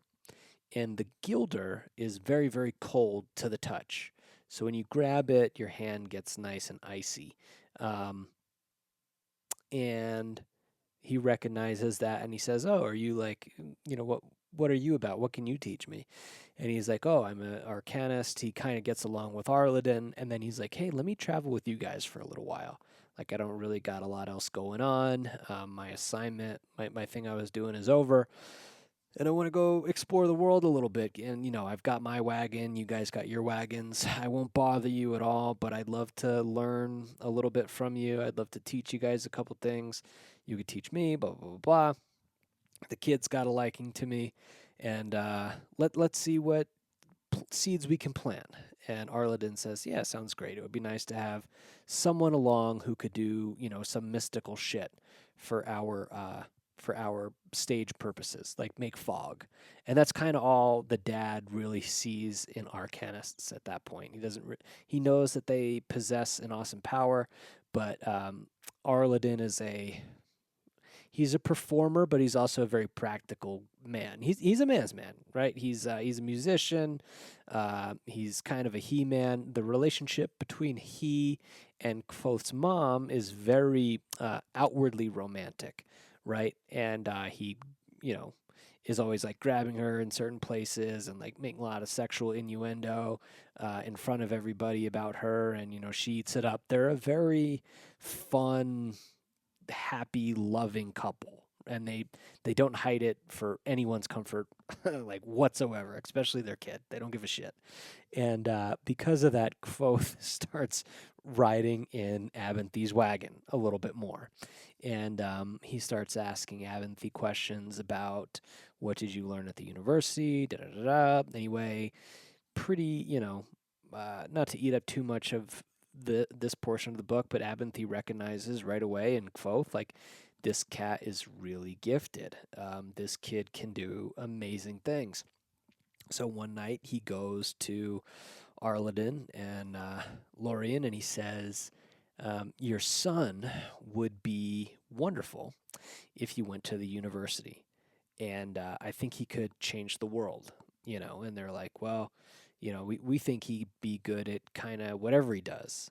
And Abenthy's like, you don't understand. Like, he would not be good at whatever he does. He can be a changer of the world at whatever he does.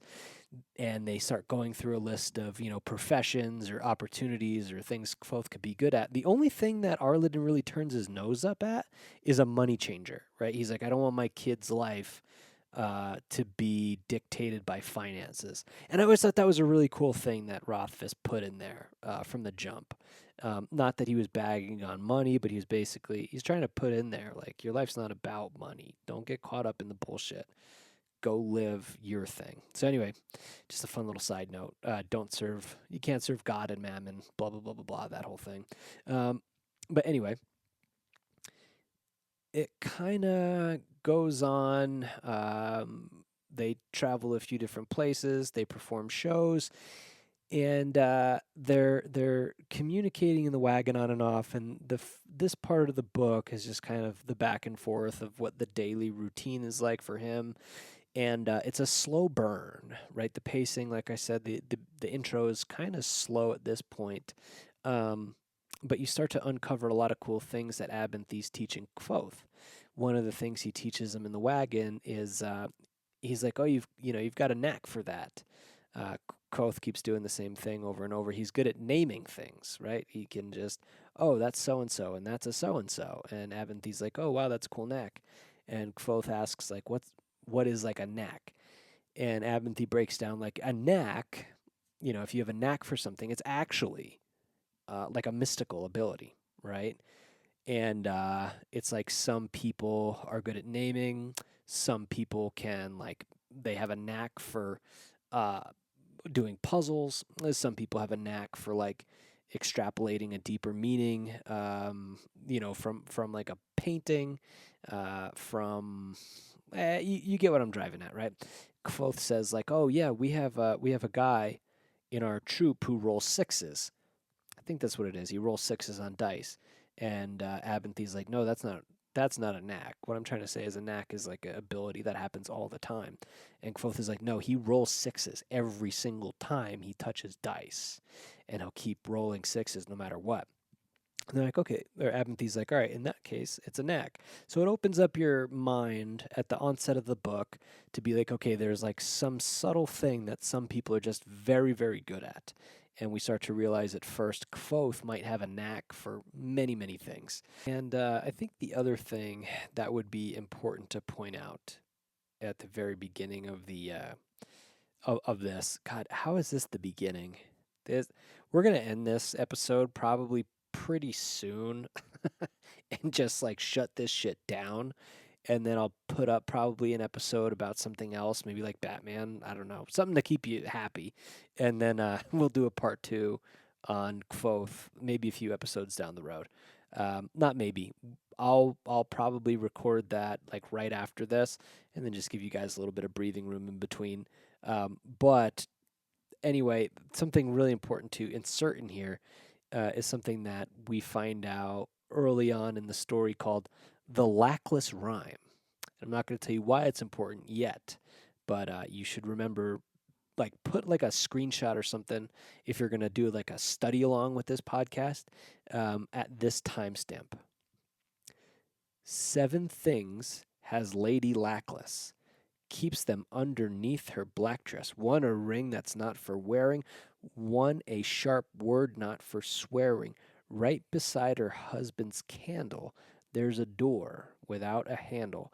In a box, no lid or locks, Lackless keeps her husband's rocks. There's a secret she's been keeping. She's been dreaming, but not sleeping, on a road that's not for traveling. Lackless likes her riddle raveling. That is a really, really important piece of this tale. Anyway, Kvothe is hopping around outside one day, one of the wagons, and he's singing that. And, a lot of people in Temerant know about it. It's called the Lackless Rhyme or the Lackless Riddle. And it's this story about Lady Lackless, who was a member of the Lackless family. It's a very wealthy, very noble family that dates back very, very long time.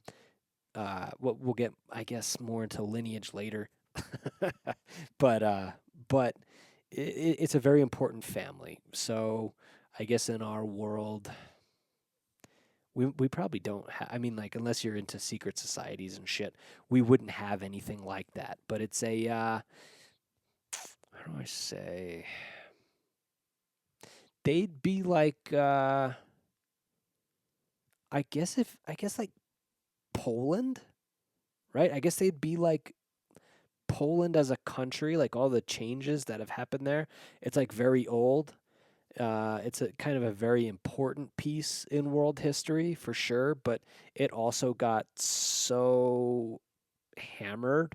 Like, didn't it get hammered more than any other European country in World War II? Um, I, and then after that, it just kind of hasn't been the same, like, at all. That might be the Lackless equivalent, right? Except instead of it being a country, let's imagine it's a land owned by one family, okay? And Lady Lackless ran away from her royal life to, go experience the world. She ran away with an Edema, and they went to go live happily ever after. So Kvothe one day is outside the wagons singing this song and doing the Lackless rhyme, and his mom overhears it, and she's like, "Just so you know, like, Lady Lackless was a real woman, as a real person, and it probably would hurt her feelings if she ever heard you singing that. And just because the whole country sings it doesn't mean that it's okay, you know. Maybe just be mindful of what you're saying." And Kvothe's like, "All right, Ma, all right," and it goes away. But that riddle is very, very important because within it are the keys to the secret doors of the Kingkiller world. More specifically, what's inside the Lackless box. Anyway, we kind of got all that going on right now. So, one night in the wagon, after Kvothe is asleep, Abinthy starts chit-chatting with Arladin and Lorien, and he says, your boy's really special, and he should go to the university. Because if he goes to the university, he could be, he doesn't say the word wizard. There's no real wizard in Kingkiller, but he's like I said, he'd be the best at whatever he applies himself to. This boy is beyond brilliant. And so Arladin and Lorien say, Abinthy, we appreciate your input, dude, and it's something we're going to consider. And at the same time, man, like, shut the fuck up with your university bullshit all the time with the university and the magic. Just chill the fuck out and listen to some music. Arladin tells him, like, I've been working on this song, and the song is going to tell the true story of the Chandrian. It's the first time we hear of the Chandrian. And at hearing that,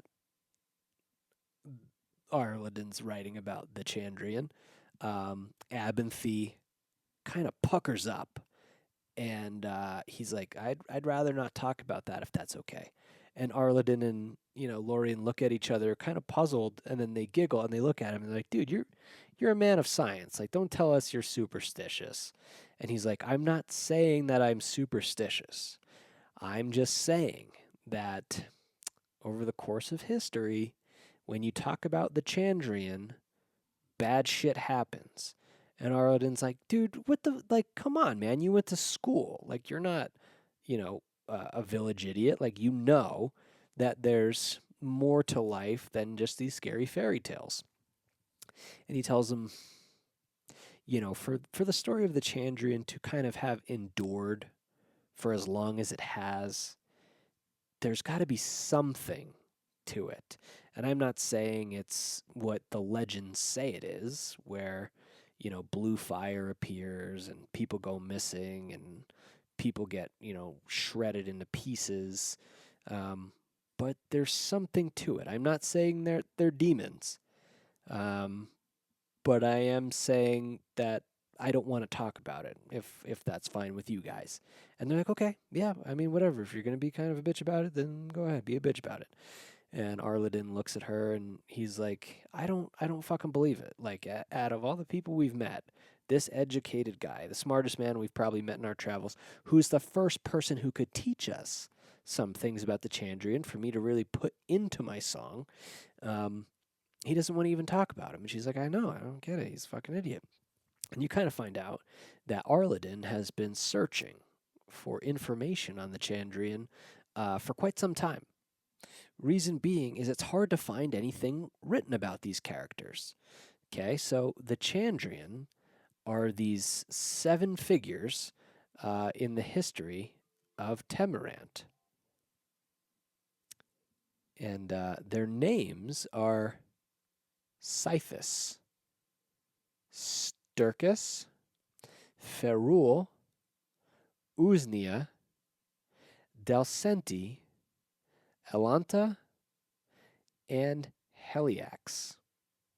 Okay, and they each have like a different ability.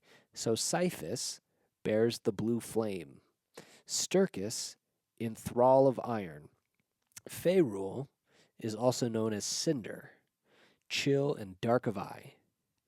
Usnia lives in nothing but decay. Gray Dalsanti never speaks. Pale Alentia brings the blight, and Elaxel, or Heliax, is the Lord of the Seven who bears the shadow's hame. So Heliax, Elaxel, he's the leader of the Chandrian. Okay? And it's all just story and it's all just myth and it's, scary tales that grandmothers tell their grandchildren, to kind of frighten them, put them in their place. Like, "Hey, if you don't eat your vegetables, the Chandrian are going to come." And the kids are like, "Oh, the fuck, the Chandrian." But there's like a larger superstitious group where it's like, "Hey, we don't talk about the Chandrian because we're afraid that they're going to show up. Like, you don't mention their names, blah, blah, blah, blah." And anyway, Arladin is like, "That's all a bunch of bullshit." And I'm looking to my hero, Ilian.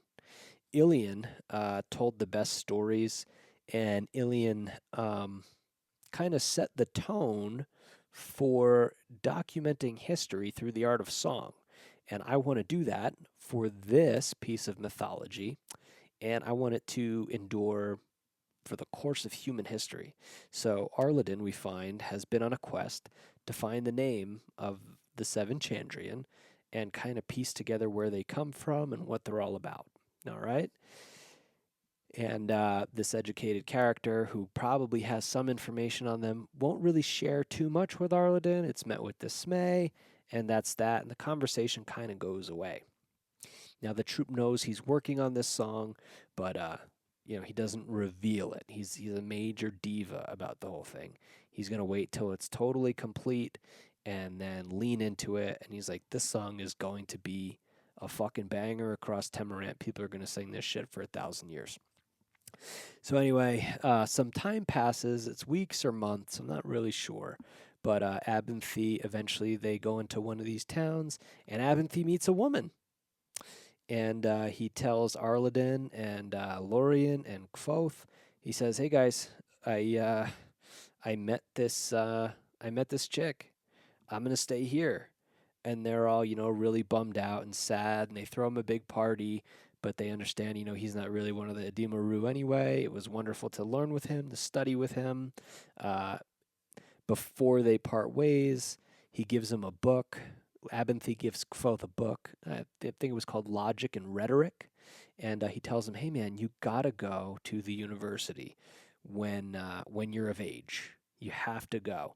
If you don't go, your life will not be as fulfilling as it could have been. Like, the world needs you to do this." And Kvothe is like, "Yeah, sounds good." And then, they kind of part ways after a big party. And then, some more time passes. And the story kind of drags on a little bit if you're not really too patient. You're going to miss some wonderful things. There are nooks and crannies in there that you can extrapolate from. But really, it is Pat Rothfuss doing the backdrop for Kvothe and kind of where he comes from. So anyway, one night after they part ways with Abinthy, probably maybe a month, multiple weeks after, they're hanging out, and someone says, "Hey, Arladin, play your song. We all want to hear the song. We all want to hear the song in the Chandrian." He's like, "No, no, no." It's like, "Yes, yes, yes. No, no, yes, yes." And I think it's like someone's birthday, and he's had a couple of drinks in him, and he's like, "All right, I'll do you a solid. I'm going to play a couple verses." Everyone cheers, and Arladin plays a couple verses. "Sit and listen all, for I will sing a story wrought and forgotten in time, old and gone, a story of a man, proud Lanray, strong as the spring, steel of the sword he had at ready hand. Hear how he fought, fell, and rose again, to fall again, under shadow falling then. Love felled him, love for native land, and love of his wife, Lyra, at whose calling some say he rose through doors of death to speak her name and his first reborn breath." And then that's it. That's all they get. So they're like, "Whoa, what the fuck? Come on, tell us more. We want to hear about Lanray. We want to hear about Lanray. We want to hear about what happened with Lyra. What the fuck?" He's like, "No, that's all you get. Little tease." So anyway, you will remember we hopped around a little bit at the beginning of this episode. I've already introduced a character to you guys named Lanray. And they're all like, "Oh man, well, all right, I guess we'll just wait for the end of it. Thank you for giving us all blue balls." And those are the lyrics to it. I'm sure with the lute and everything, it sounded a lot better than me and my cracky mic. I'm sorry if the microphone is fucking around. I can kind of hear something in my ears. And please leave a comment, like, share, whatever, subscribe. Fuck it, but just at least leave a comment and say like, "Hey man, your audio sounds like this to us, or your audio sounds like that to us. Maybe this is what you could do to change some things." I'm really open-minded to that feedback. Anyway, back to Lanray. So we are now aware that this guy is some way connected with the Chandrian, and in some way Lyra gave him his first breath. What? That sounds weird. Let's fast forward a little bit. The next night, they're all making a stew, and as usual, Lorien and Arladin are hanging out at the wagon, and they're giving each other the eyes, and she's got some rosy cheeks, and he's commenting on, "You know what, Lorien, you look good. You trying to, like, you want to cook some dinner or something? Like, maybe have a little bit of wine. Let's pause here for the night." They tell the troop, "Hey guys, everybody, like, fucking quit hopping around on these wagons. We're gonna pause here early afternoon, late morning. we're gonna chill. We need some time to reset, refresh. We've been on the road for a while now. The next town is coming up, not for a little bit. Let's take a day of rest." And so everyone's like, "Oh yeah." And Arladin tells Kvothe, "Hey buddy, do us a favor. You're gonna need to go get a ton of sticks today. We're gonna put on a really big fire. We're gonna make a lot of food, and your mom and I need a minute." And Kvothe kind of gets it, right? He's like, "All right, whatever." And he's like, "Make sure you go like deep in the forest and get like a ton of sticks, dude, because we need some time." And Kvothe is like, "All right, I find if I can get it." So he goes out into the woods, and he remembers, he sees them, and he's like, he doesn't say like this is fucking creepy or anything like that, but he remarks on just like, "I just love how much my parents loved each other. I'm so grateful that I know that they were just so close and that they showed me through their actions that a love like that can exist. It's not a storybook kind of love. It's a real love. It's a very tender, very affectionate, very intimate, very playful love, uh, built through craft, right? That the two of them had mastered." And, I've done it a little bit of a disservice because I'm talking about this part quick, but really these two are all over each other all the time. And not just in a sexual way, like they are completing each other's thoughts. They're on the same wavelength. Like this is a romantic, it's just a really perfect couple that both got to watch. No weird dysfunction, no bullshit, no creepy this, that, or the other. It's just a wonderful coupling. Anyway, he goes out into the woods, and he comes back, and something bad has happened upon his arrival back to the wagons. He smells a little bit of fire in the distance, and some smoke. And as he gets closer to it, he sees the flames, and his heart drops. And he realizes something has gone terribly wrong while I've been gone. And he appears back at the wagons, and he realizes immediately that his world is changed forever. There are pieces, different fragments of human bodies kind of strewn about. His troop has been violently slaughtered. The wagons are on fire. He remarks on the smell, the charred smell of his cooking parents, and he goes completely numb, frozen in time essentially, and his nervous system, as you can imagine, it's a hard part of the book to get through.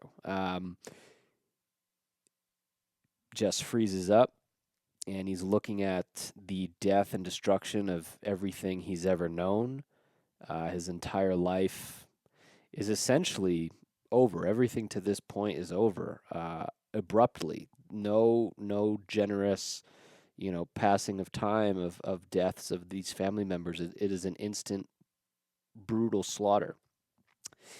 And he looks up, and a character starts to gaze generally through him. And the character has pale skin and black eyes, and it asks him, "Young man, wherever are your parents?" And he's taunting Kvothe. And he says, "Does anyone know where his parents are?" And laughter starts to surround the scene. And you realize this character is not alone, and there are other beings just like him. And we're led to believe it's a humanoid figure, right? Pale, black eyes, menacing smile, white hair, very creepy looking character, and it's wiping something off of its sword. We're led to believe that it's the blood of someone recently dissected, and Kvothe is just watching it drip off the sword a little bit. And he asks him again, "Is this your parents' fire?" And he's pointing to the small, well, what would have been a small fire that his parents were putting together to possibly be intimate around, make their food, and just enjoy their night. And the last thing he says as he saunters over to Kvothe is he says, "Someone's parents have been singing entirely the wrong sort of songs." And right after that, a character appears, another character, one of the group, covered in shadow. This character completely covered in shadow, and he says, "Ferula." And we watch the character with the black eyes freeze up and tense up. And following that, he says, "You are overfond of your little cruelties, Cinder." So first he says the word ferula, and he makes that character freeze up. And then he goes on and calls him Cinder. He tells him, "You're a bit much. You're being a bit much." Cinder tries to walk it back a little bit and kind of say, "Heliax." We find out, the character in the covered in shade is Lord Heliax. And Cinder says, "Heliax, like, come on, man, I'm trying to do my thing." And Heliax tells him, "You're a tool in my hand. See that you remember it. If you forget again, I will break you into pieces so small that your name will become a curse. Who protects you, Cinder? From the Amir, from the singers, or from the scythe?" And Cinder says, "You do, Lord Haliax, you do." And he says it in biting tones. And he's basically, what's happening is whenever Heliax said Ferul, something happened to Cinder where now he can't move and he's tense and he's in pain. And so Kvothe is watching this dynamic go on between the two of them while absorbing the death of his life. Everything's over. And Heliax tells Cinder, "Pity the boy and finish what you began. Give him the soft and painless blanket of his sleep." He's basically saying, get on with it and slaughter him the way that, whatever's going on is just make it all unison, and we're out of here. And Cinder at that point gets very submissive, and he surrenders any type of pleasantry he's having, getting off on tormenting the poor boy, and he goes to execute Kvothe, and as that happens, they all freeze, and they all look up, and then they vanish, and they're gone. And we don't necessarily know why that happened or what went down. There's more details later, but for now, what we need to know is Kvothe is alive, and everything he knows is gone. And you can kind of piece some of this together because I've given you some of the information already. Heliax and Cinder are members of the Chandrian. And someone has been singing the wrong kind of songs entirely. So, Arladin's research, tying Lanray in with Heliax and tying an ancient war into a modern folklore that might actually, now Kvothe is realizing that was never a fairy tale. These things are real. And Abinthy was wise to be terrified of mentioning these things. Now he has seen the fullness of their chaos and the fullness of their destruction, and it has come into Kvothe's life so alarmingly dangerously that everything he thinks he knows is over. And it is not unlike, how do we say, when you read, I don't know if any of you have read the book of Revelation. Um, the book of Revelation, the final text of the New Testament, there's a piece in it that rejoices uh, Christ as the bright morning star. Okay, um, that exact verse is Revelation 22:16. I, Jesus, have sent my angel to give you this testimony for the churches. I am the root and the offspring of David, and the bright morning star. Well, in a different part of the Bible, let's skip to Isaiah 14:12.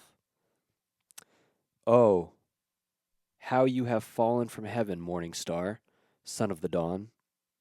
You have been cast down to earth, you who once laid low the nations.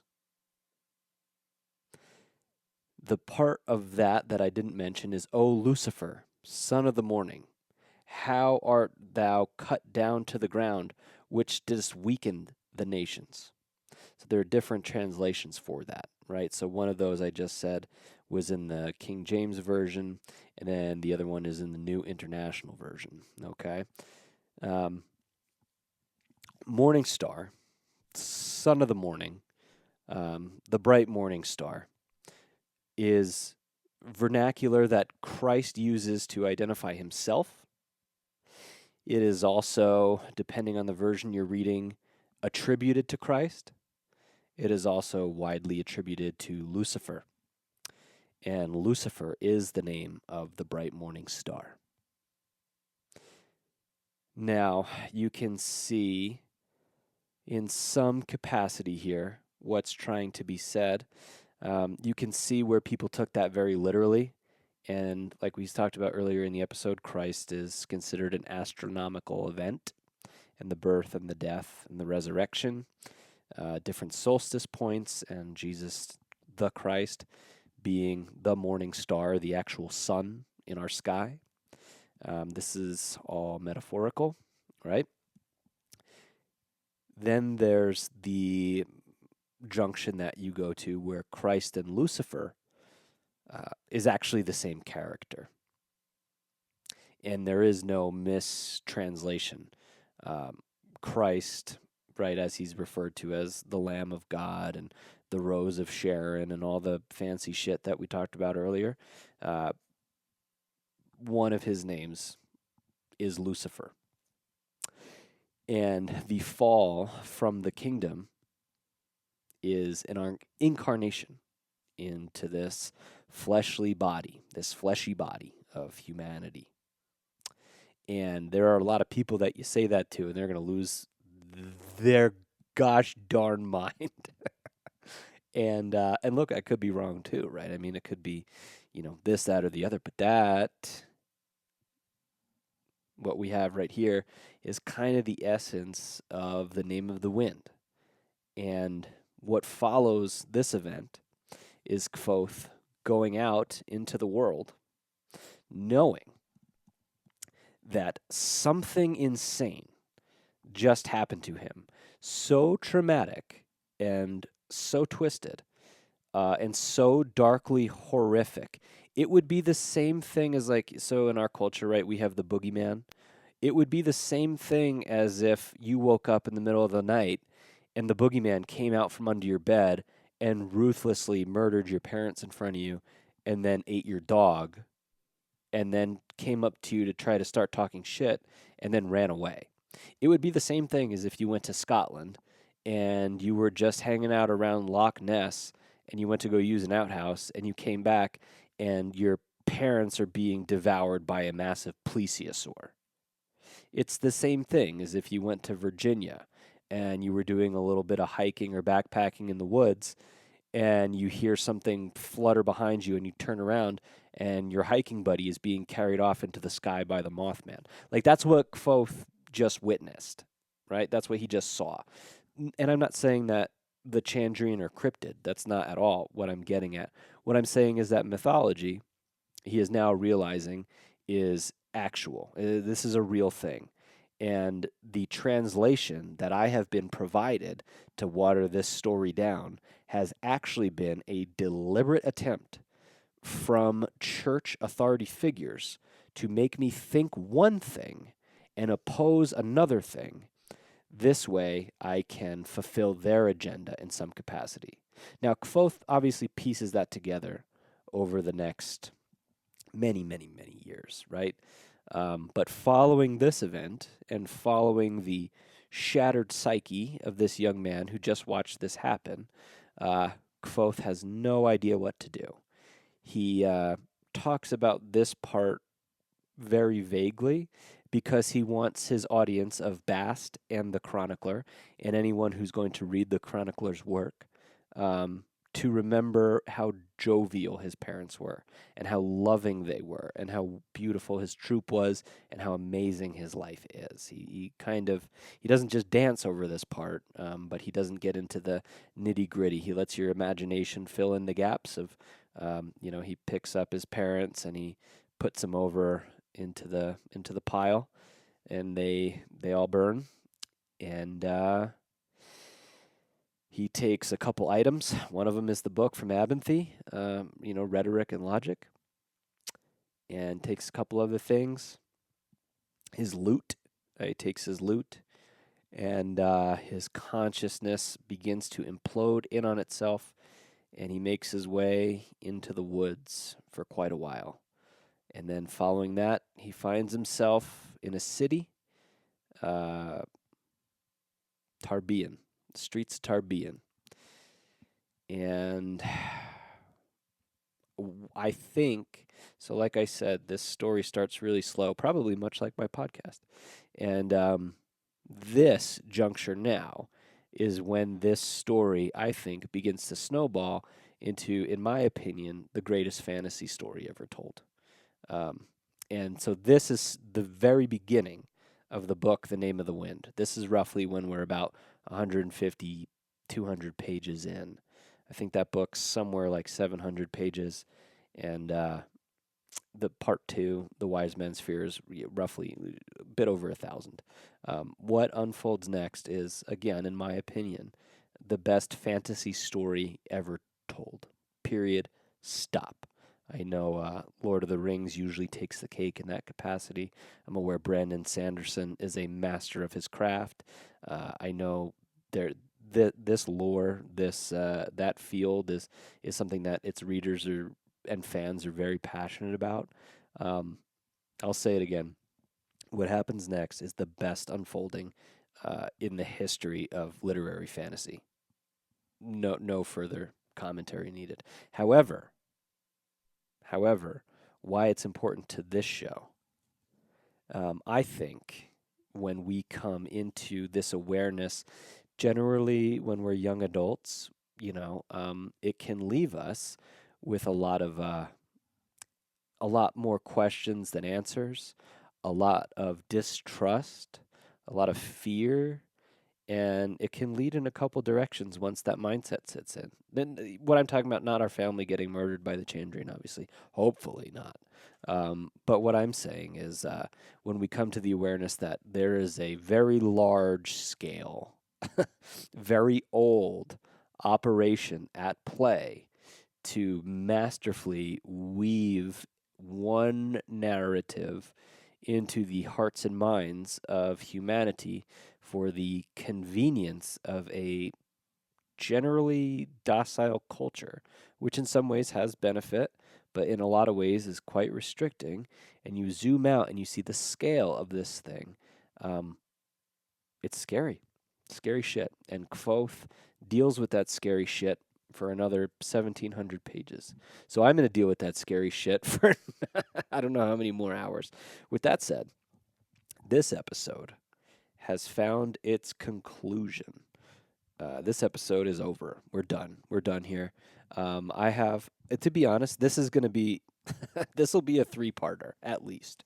I'm going to start cutting down on the length of these episodes. I don't know how long I can really ramble for and keep this thing coherent and cohesive without regurgitating myself over and over. So, thank you for sticking around, sticking out all the way here with me. When we get to chapter 2 of this, I'm assuming this is going to be a trilogy here.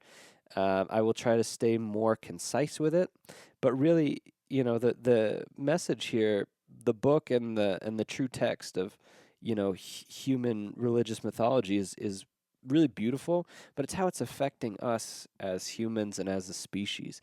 And I think when we look at different cultures around the world, it is just such a beautiful thing to be a human being. I mean, out of anything you could have incarnated as, holy shit, like we really got fortunate with this. And at the same time, you can see some of the scary stuff and the arguments and the fear and across human history, what's gone on with all this stuff. Well, the story of Kvothe is finding the truth in all these things, from alchemical magic to religious history to the savior archetype.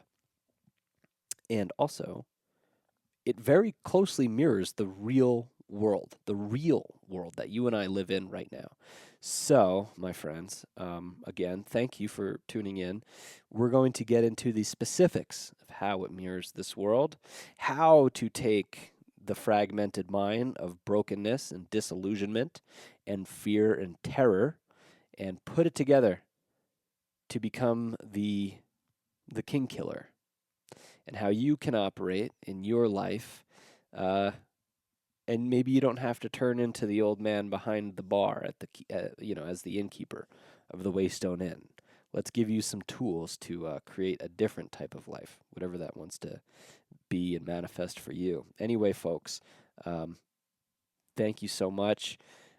I will either be coming back with a different episode after this, a different category altogether, and we'll keep Kvothe in our back pocket over the next couple weeks and months to continue on this story, or I'm going to come in hot with part 2 right away. Let me know what you think down in the comments, either on YouTube or Spotify, and reach out to me on Instagram now. I did sell out, and I will be having that. Yeah, I sold out. In case you didn't hear, at some point in this episode, the microphone volume switched. I actually stopped recording for like a whole day. I just couldn't keep talking about this, and I started an Instagram. So come find me. It is, let me find the exact handle here. Hold on. Nerd Kundalini with Maz. Nerd Kundalini. That's what we are. Searching Nerd Kundalini with Maz. Nerd Kundalini. You should find me. The picture is, I just wrote the word Nerd Kundalini on a blue-lined piece of notebook paper. I wanted a really, really dope picture for this podcast. And wanted to use, AI generative imaging, and I decided, dude, using Instagram is enough of a sellout for me right now, so we're going to stick with that. Anyway, appreciate your time. Have an awesome rest of your day.